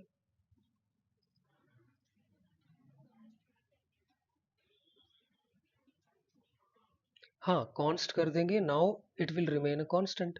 Okay, ठीक है, और तब वो कांस्टेंट बन जाएगा, लिटरल से कांस्टेंट बन जाएगा. Now this such is constant. You can say record is having a value which is constant. Constant means record की state constant है. Record is like a statue now. You cannot you cannot move it. I mean you cannot move inside the values. You cannot change the values. So this is freezed. This state of record is freezed. This is constant. So when you say constant, literal becomes constant. When you are not saying constant, literal is literal. If you are initializing the value or assigning the value or initializing whatever, this is now a literal. Okay, ये ठीक है, समझ में आया literal constant का ये difference है. So do not use interchangeably. Why? Because आप प्रोग्रामर हो, नया नया प्रोग्रामिंग में कदम रखा है. I want you to know little little things, ताकि तुम्हें भी अपने आप में कॉन्फिडेंस आए कि हाँ यार मुझे चीज़ें पता है. ये नहीं कि किसी ने बता दिया तो मुझे पता है, नहीं। मैंने उसको फील किया है, मैंने उसको करके देखा है, तो मुझे समझ में आया कि अच्छा अच्छा ऐसे होता है। ठीक है, तो ये होना चाहिए। अगर तुम्हें जेन्युइनली प्रोग्रामिंग में इंटरेस्ट है तो ये क्रियोसिटी बिल्ड हो जाएगी, मेरे बोलने से नहीं होगी, धीरे धीरे हो जाएगी। ठीक है, ठीक है। I hope data type variable सबको समझ में आया। ठीक है, literal constant, okay done. Data types done, variables done, okay. Data type done. ठीक है। तो अभी मैं एसोसिएशन नहीं बता रहा हूँ तुम्हें, इन मेमोरी क्या क्या होता है, कैसे वेरिएबल आता है कीबोर्ड से, कैसे मेमोरी में जाता है, तो उसको हम फिर किसी दिन मतलब मैं उसको एक्सप्लेन करूँगा अच्छे से। तो मैं थोड़ा सा मैं चाहता हूँ कि तुम फेमिलियर हो जाओ, तुम्हें अच्छा लगे। ठीक है, क्योंकि ऊपर ऊपर से चीज़ें पढ़ते हैं ना तो थोड़ा दिमाग में कम घुसती हैं, अंदर घुस जाते हैं तो सब समझ में आ जाता है कि ऐसे काम होता है। ठीक है, तो करेंगे कभी इसको डिस्कस। चलो आगे बढ़ते हैं अभी फटाफट। ठीक है, ओके फाइन। चलो इफ एल्स करते हैं शुरू।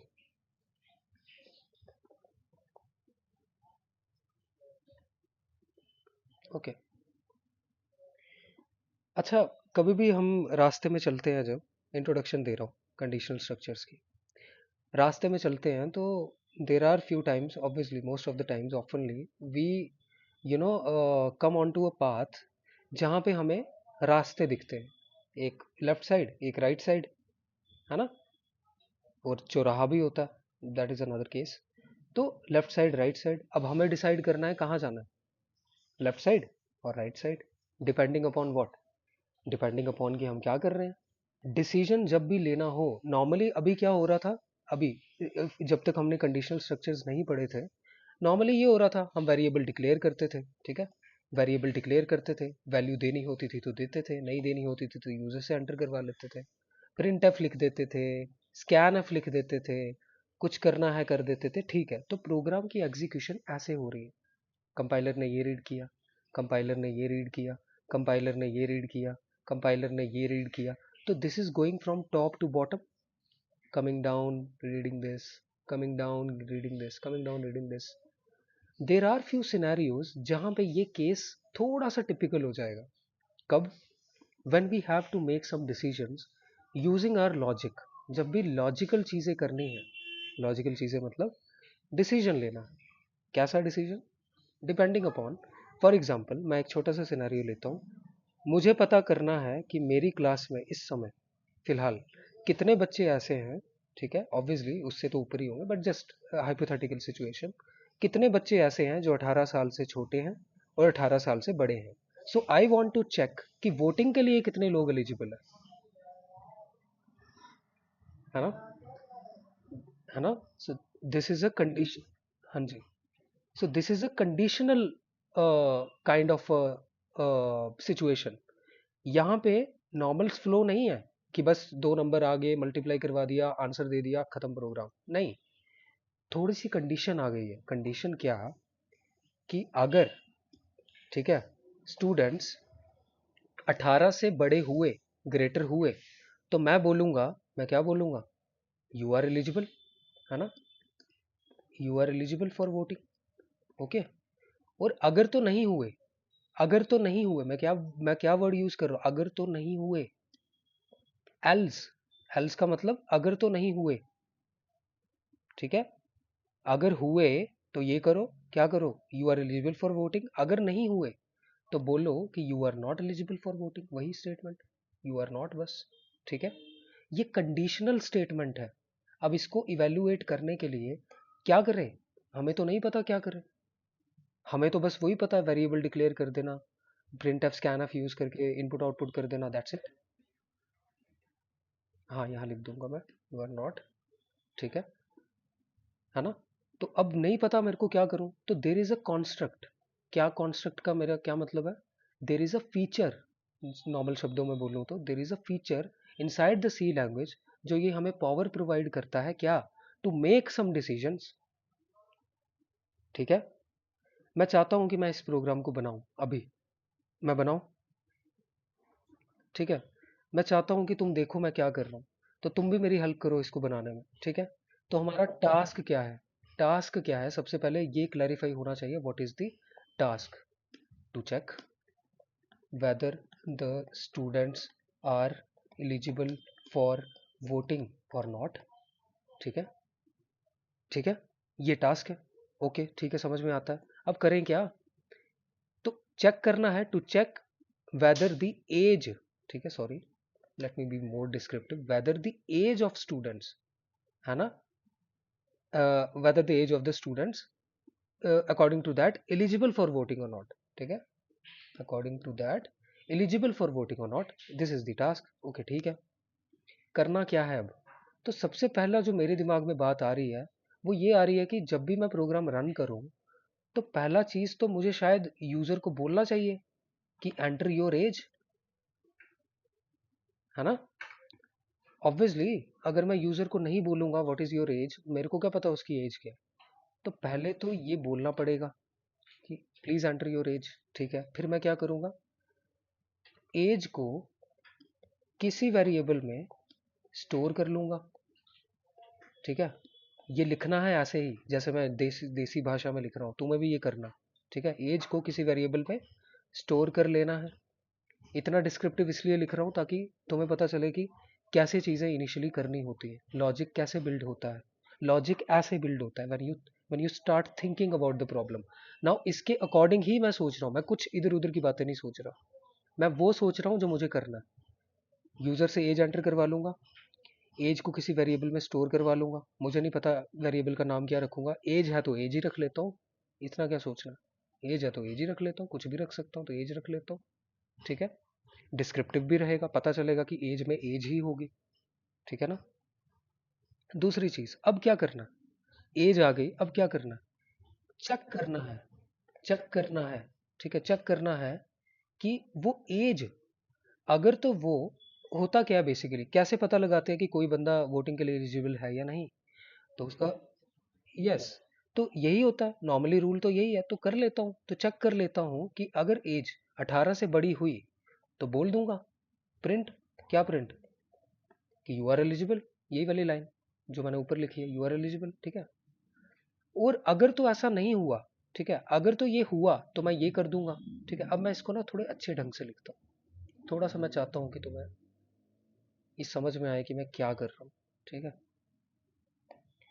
मैंने क्या किया, मैंने इस वाली एक चीज की, जो ये कंडीशन थी जो मैंने अपने दिमाग में सोची कि चेक करना है एज 18 से बड़ी है या नहीं, इसकी मैंने एक स्पेस बना दी, स्पेस मतलब एक ब्लॉक बना दिया, ब्लॉक मतलब एक बाउंड्री बना दी। क्या, कि जो कोड इसके अंदर होगा वो तब रन करे, वो तब चले जब ये कंडीशन ट्रू हो।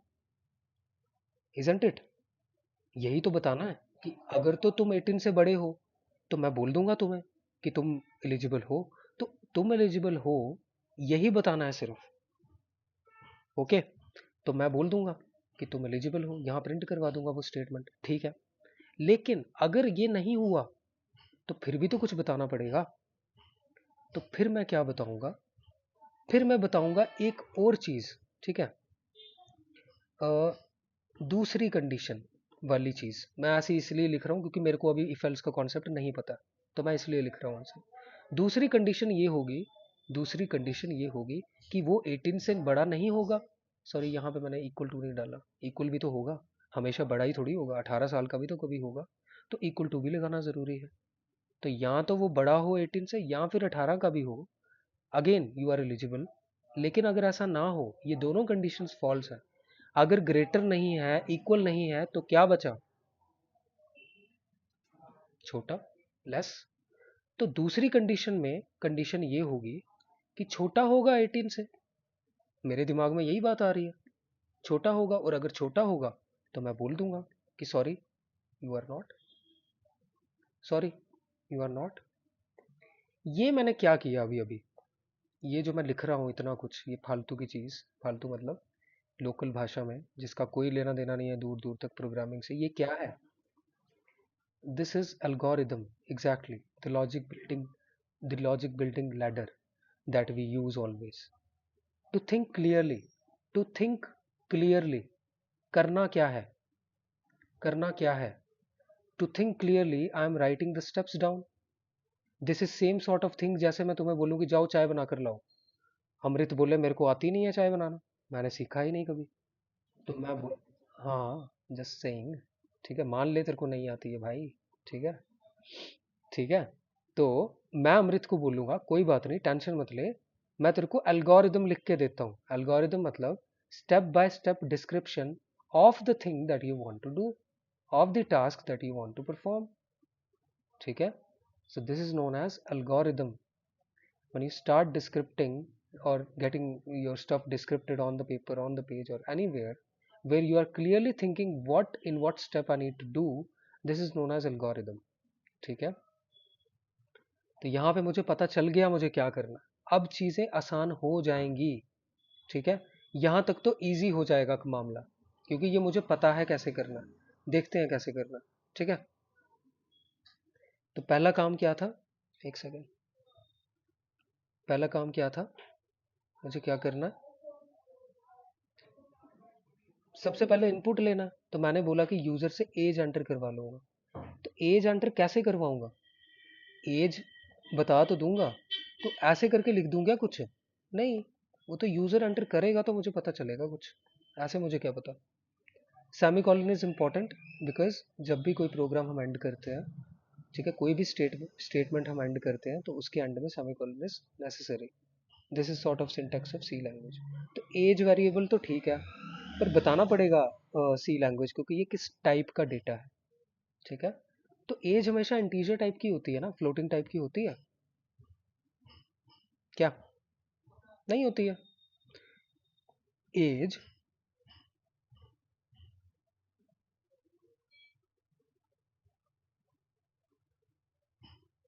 व्हाट हैपन, हेलो, मेरी स्क्रीन शेयर हो रही है, okay okay, fine fine, okay, मुझे लगा क्लोज हो गया, फाइन। तो एज किस टाइप का डेटा होगा, इंटीजर टाइप का डेटा होगा, ठीक है, समझ में आ गया।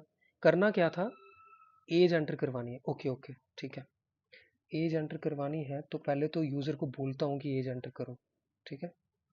Okay, enter your age please, नहीं नहीं, इतना पोलाइट होने की क्या जरूरत है, एंटर योर एज, ठीक है, ठीक है, एंटर योर एज। उसके बाद क्या, उसके बाद यूजर टाइप भी तो करेगा, कीबोर्ड पे टाइप करेगा, इनपुट डिवाइस यूज करेगा। इनपुट डिवाइस फिलहाल नॉर्मल क्या होता है, बहुत बहुत बेसिक नॉर्मल, ऑब्वियसली कीबोर्ड, ठीक है, keyboard not scanf, input device बोल रहा हूँ मैं, ओके, नॉट फंक्शन, ठीक है। Input device is going to be what, keyboard.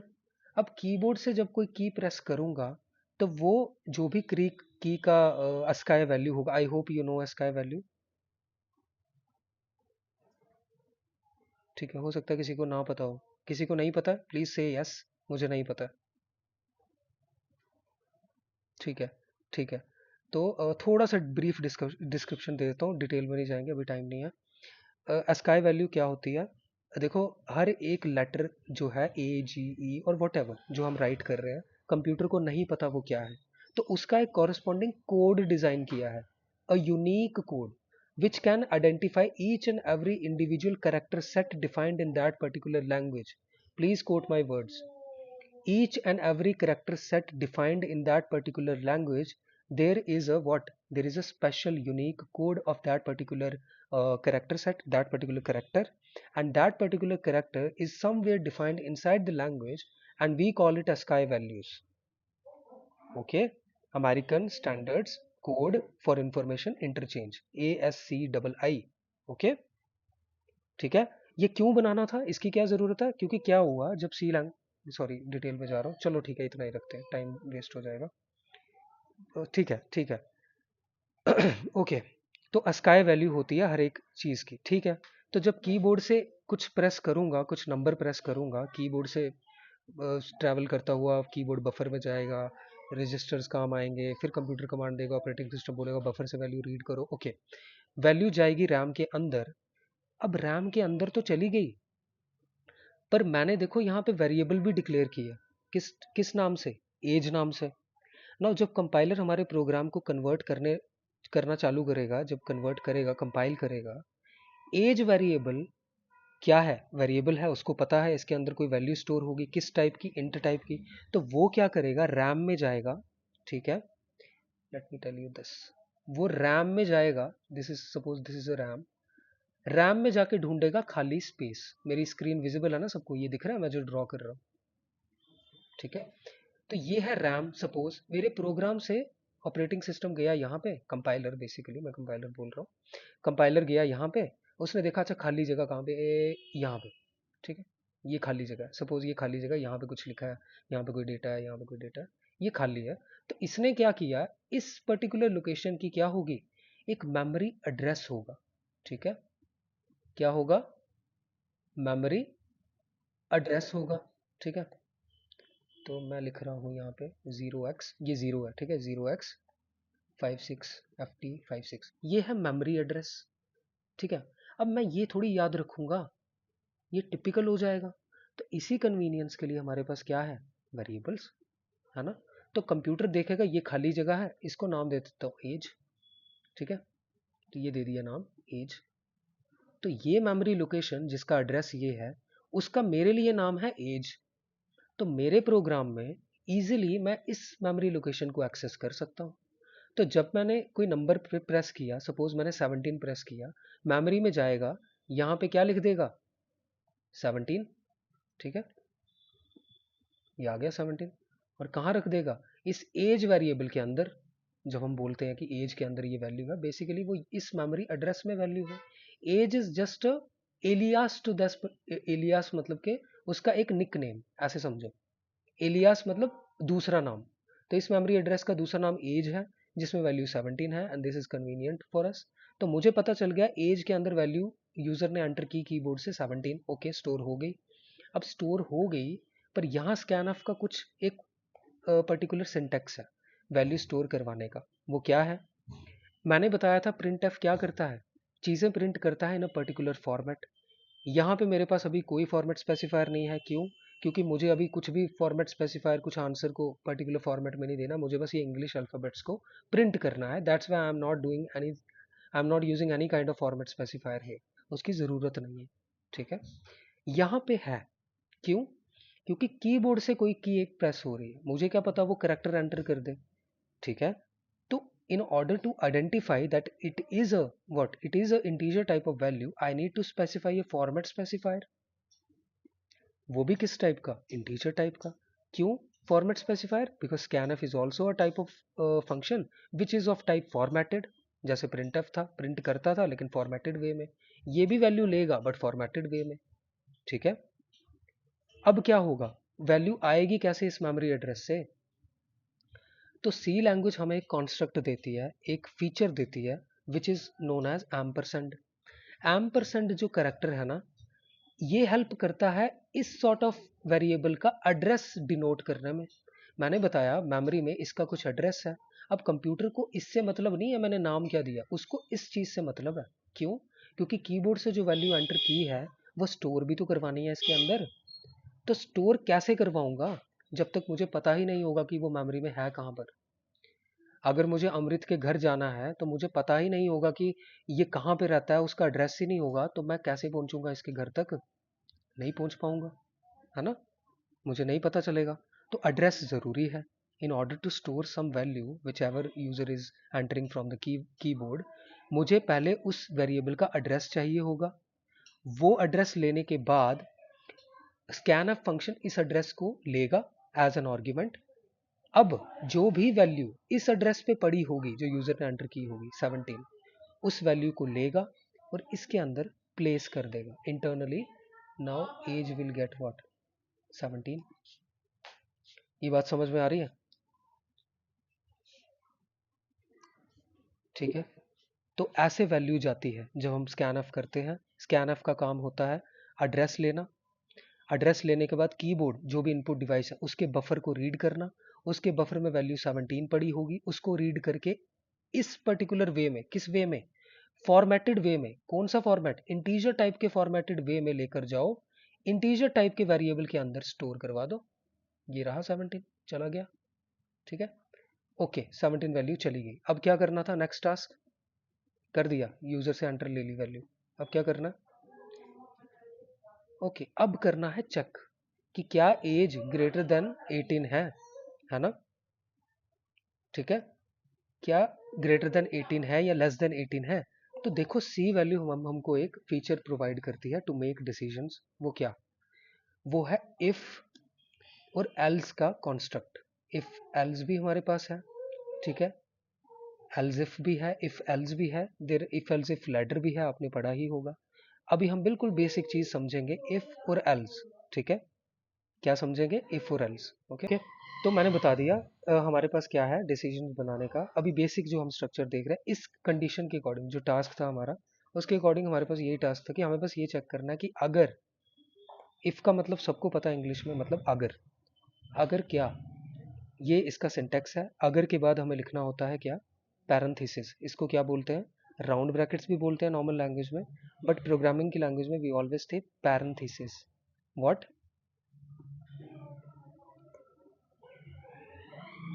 Parenthesis. Spelling देख लेना, हो सकता है कुछ गलत हो, पर पैरेंथेसिस। ओके, ठीक है, पैरेंथेसिस लगा दी। अब इस पैरेंथेसिस के हमें बताना है क्या? वो कंडीशन जो चेक करनी थी। क्या कंडीशन चेक करनी थी?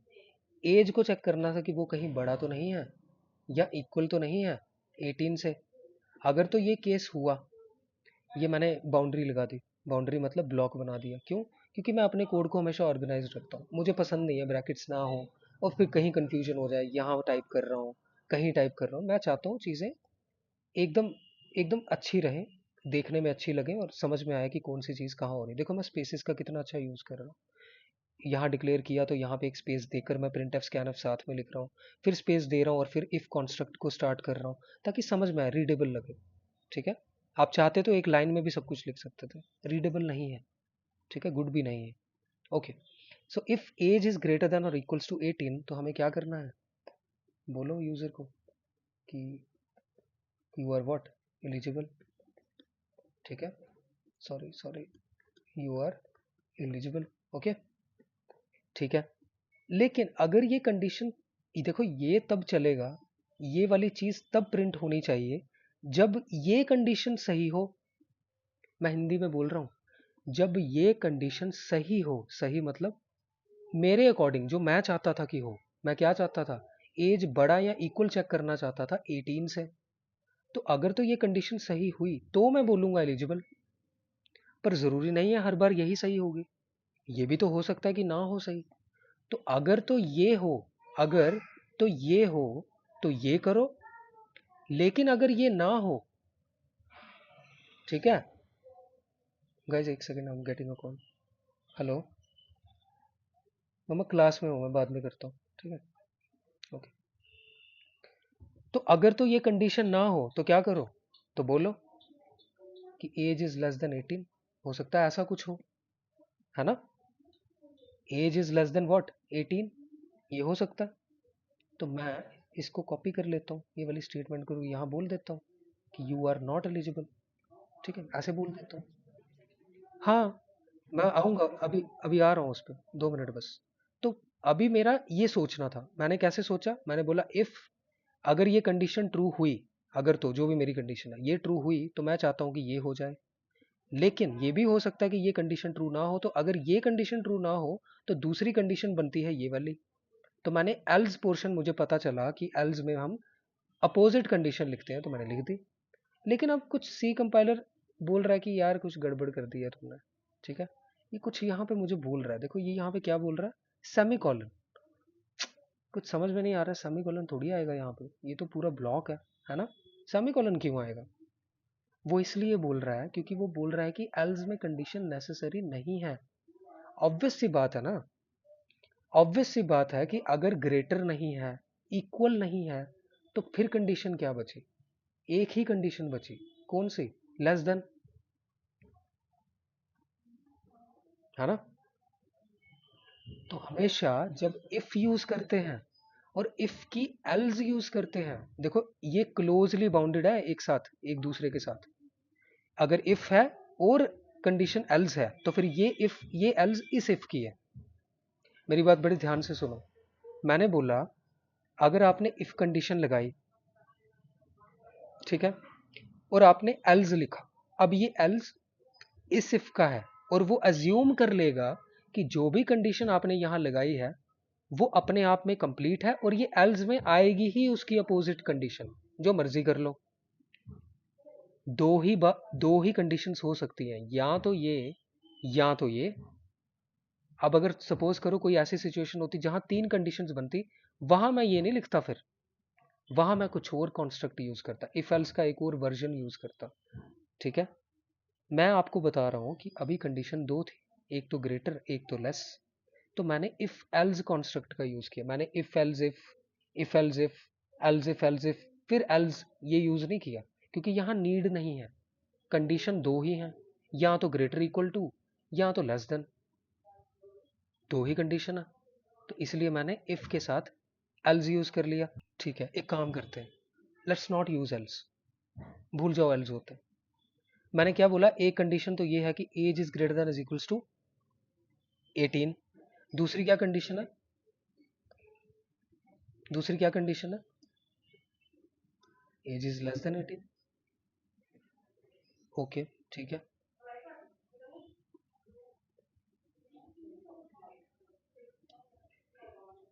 क्या ये सही है? देखो मैंने यहाँ पे लिखा इफ अगर age greater than is equals to 18 है तो प्रिंट करो यू आर एलिजिबल। फिर मैंने फिर लिखा इफ कि अगर तो छोटा है तो फिर ये प्रिंट करो। क्या ये सही लिखा मैंने? ये सही है, ये काम करेगा? काम करेगा? ओके, ओके करेगा। तो फिर मुझे बताओ, अगर ये सही है तो इफ एल्स कहाँ यूज करते हैं, है ना? इफ एल्स वहां यूज करते हैं।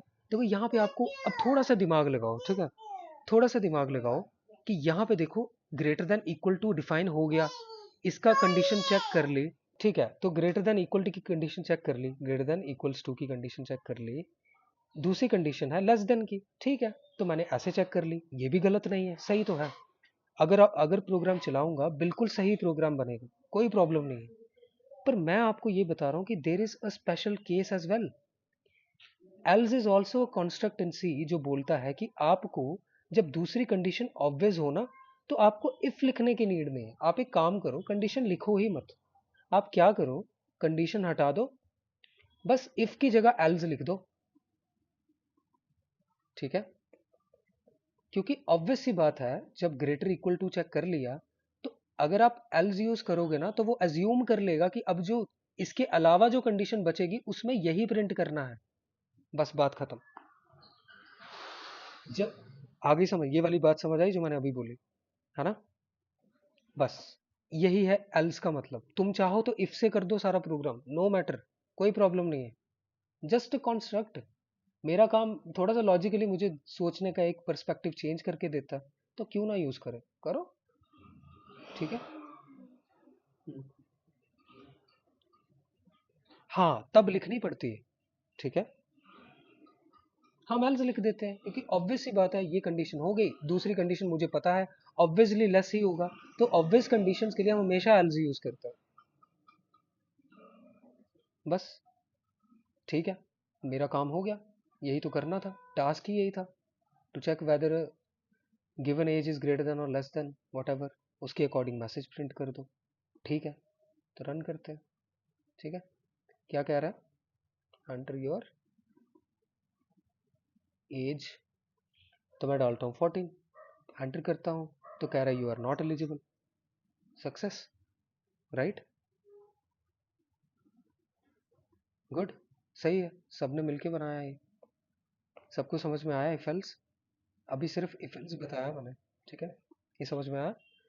अब हमने क्लास में कुछ प्रोग्राम्स किए थे, आपको याद होगा, जिसमें हम क्या करते थे, यूज़र को, मतलब जो भी यूज़र है हमारा, उसको बोलते थे अपने मार्क्स एंटर करो, और उसके अकॉर्डिंग हम उसको एक ग्रेड बोलते थे, है ना?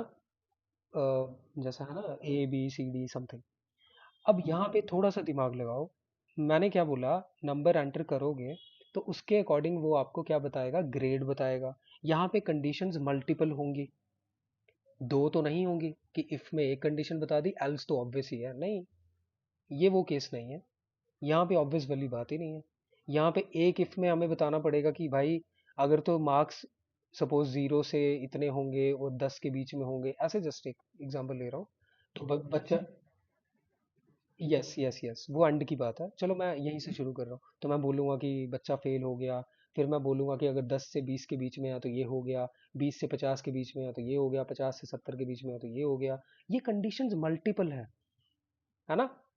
ये हो गया, ये हो गया, ये हो गया, मन में बोलो ऐसे हो गया, वैसे हो गया, ये हो गया।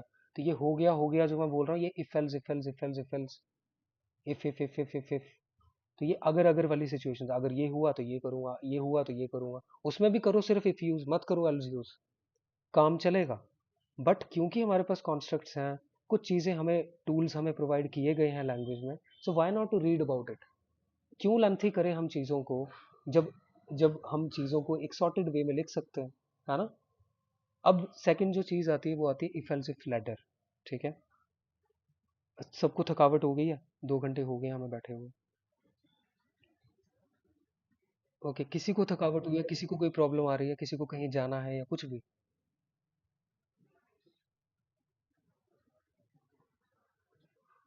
ओके ठीक है ठीक है, cool good.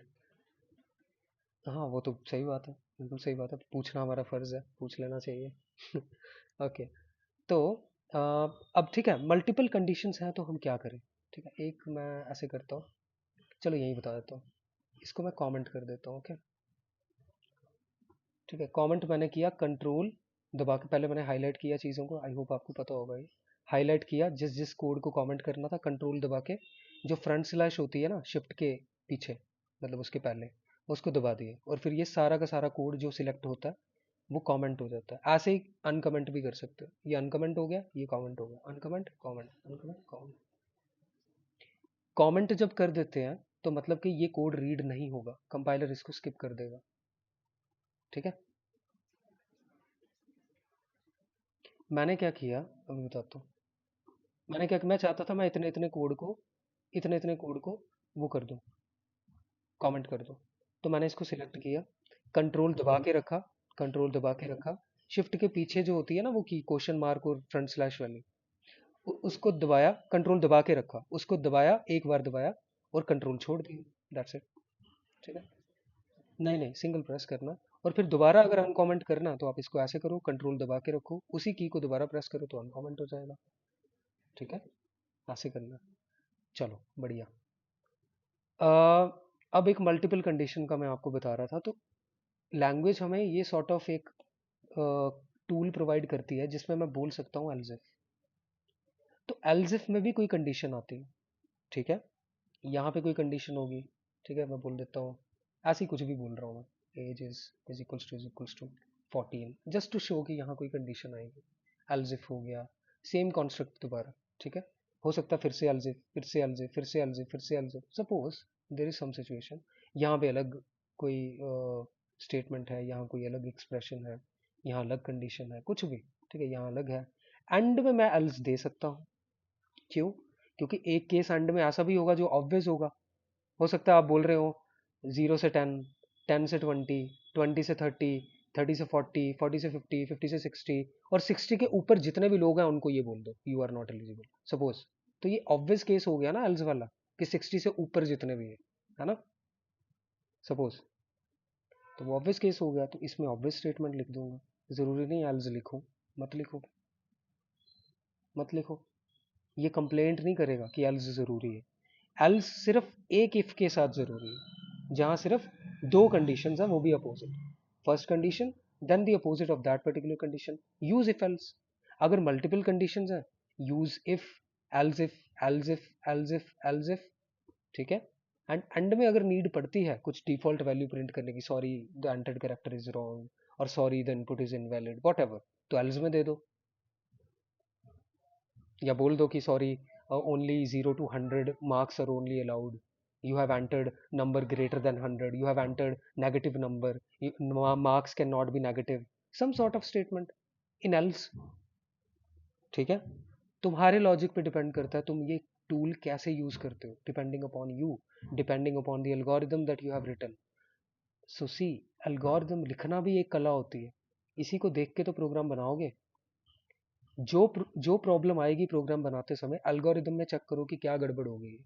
I know it's a kind of a tedious task, कि हर बार थोड़ी ना लिख सकते हैं। हाँ, नहीं लिखना है हर बार, पर इनिशियली लिखना।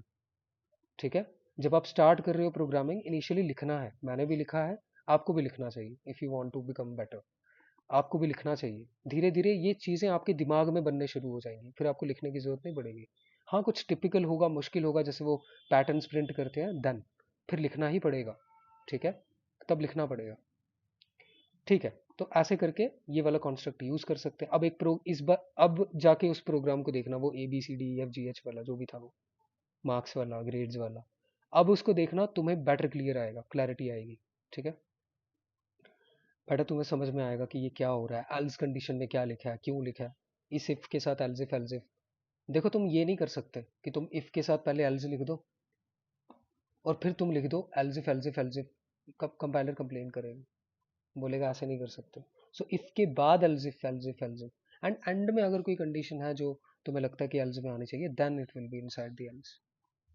Is it clear? ठीक है, ओके। अब कोई डाउट है इतनी सी जगह पे तो मुझे पूछो, प्लीज। ठीक है, okay, give me a minute. Hello. हाँ, मैं क्लास में हूँ, मैं करता हूँ थोड़ी देर में। ठीक है, बाय। ठीक है। ओके, ओके, यहाँ तक कोई डाउट?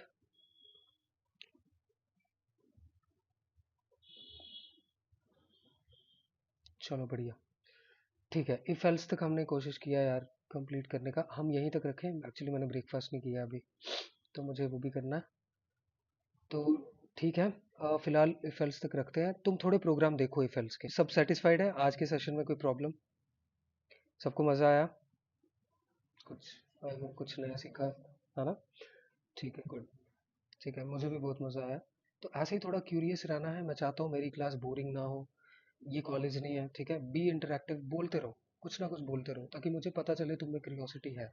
ठीक है, so this is sort of, treat this meeting as a sort of lab where you are experimenting your logic. ठीक है, अपने साथ एक्सपेरिमेंट्स करो, क्वेश्चन पूछो, आंसर आंसर आएंगे। मुझे भी हो सकता है ना पता हो किसी चीज़ के बारे में, मैं भी सर्च करूंगा, मुझे भी चीज़ें पता चलेंगी। And this is how the journey will go. तुम कभी भी एक लैंग्वेज को मास्टर नहीं कर सकते, जितना भी तुम बेटर हो जाओ। Again, every time you learn something new, every time. हमेशा ये ड्राइविंग के साथ भी होता है। तुम अगर ड्राइव करते हो तो तुम्हें पता होगा, 4 महीने पहले जो तुम ड्राइविंग करते थे, तुम्हें कभी ये ख्याल जरूर आया होगा, यार तब मैं गाड़ी कैसे चलाता था, आज कैसे चलाता हूँ, आज मैं बेटर हूँ। ऐसा ही होता है। ठीक है, ऐसे ही लॉजिक बिल्डिंग होती है। सो बी कॉन्फिडेंट। अगर किसी को कभी भी कोई डाउट आता है, यार नहीं हो पाएगा, बहुत मुश्किल है, नहीं, be patient with your self. अपने आप को समय दो, टाइम दो, चीज़ों को एक्सप्लोर करो, और डिस्ट्रैक्शन से दूर रहो।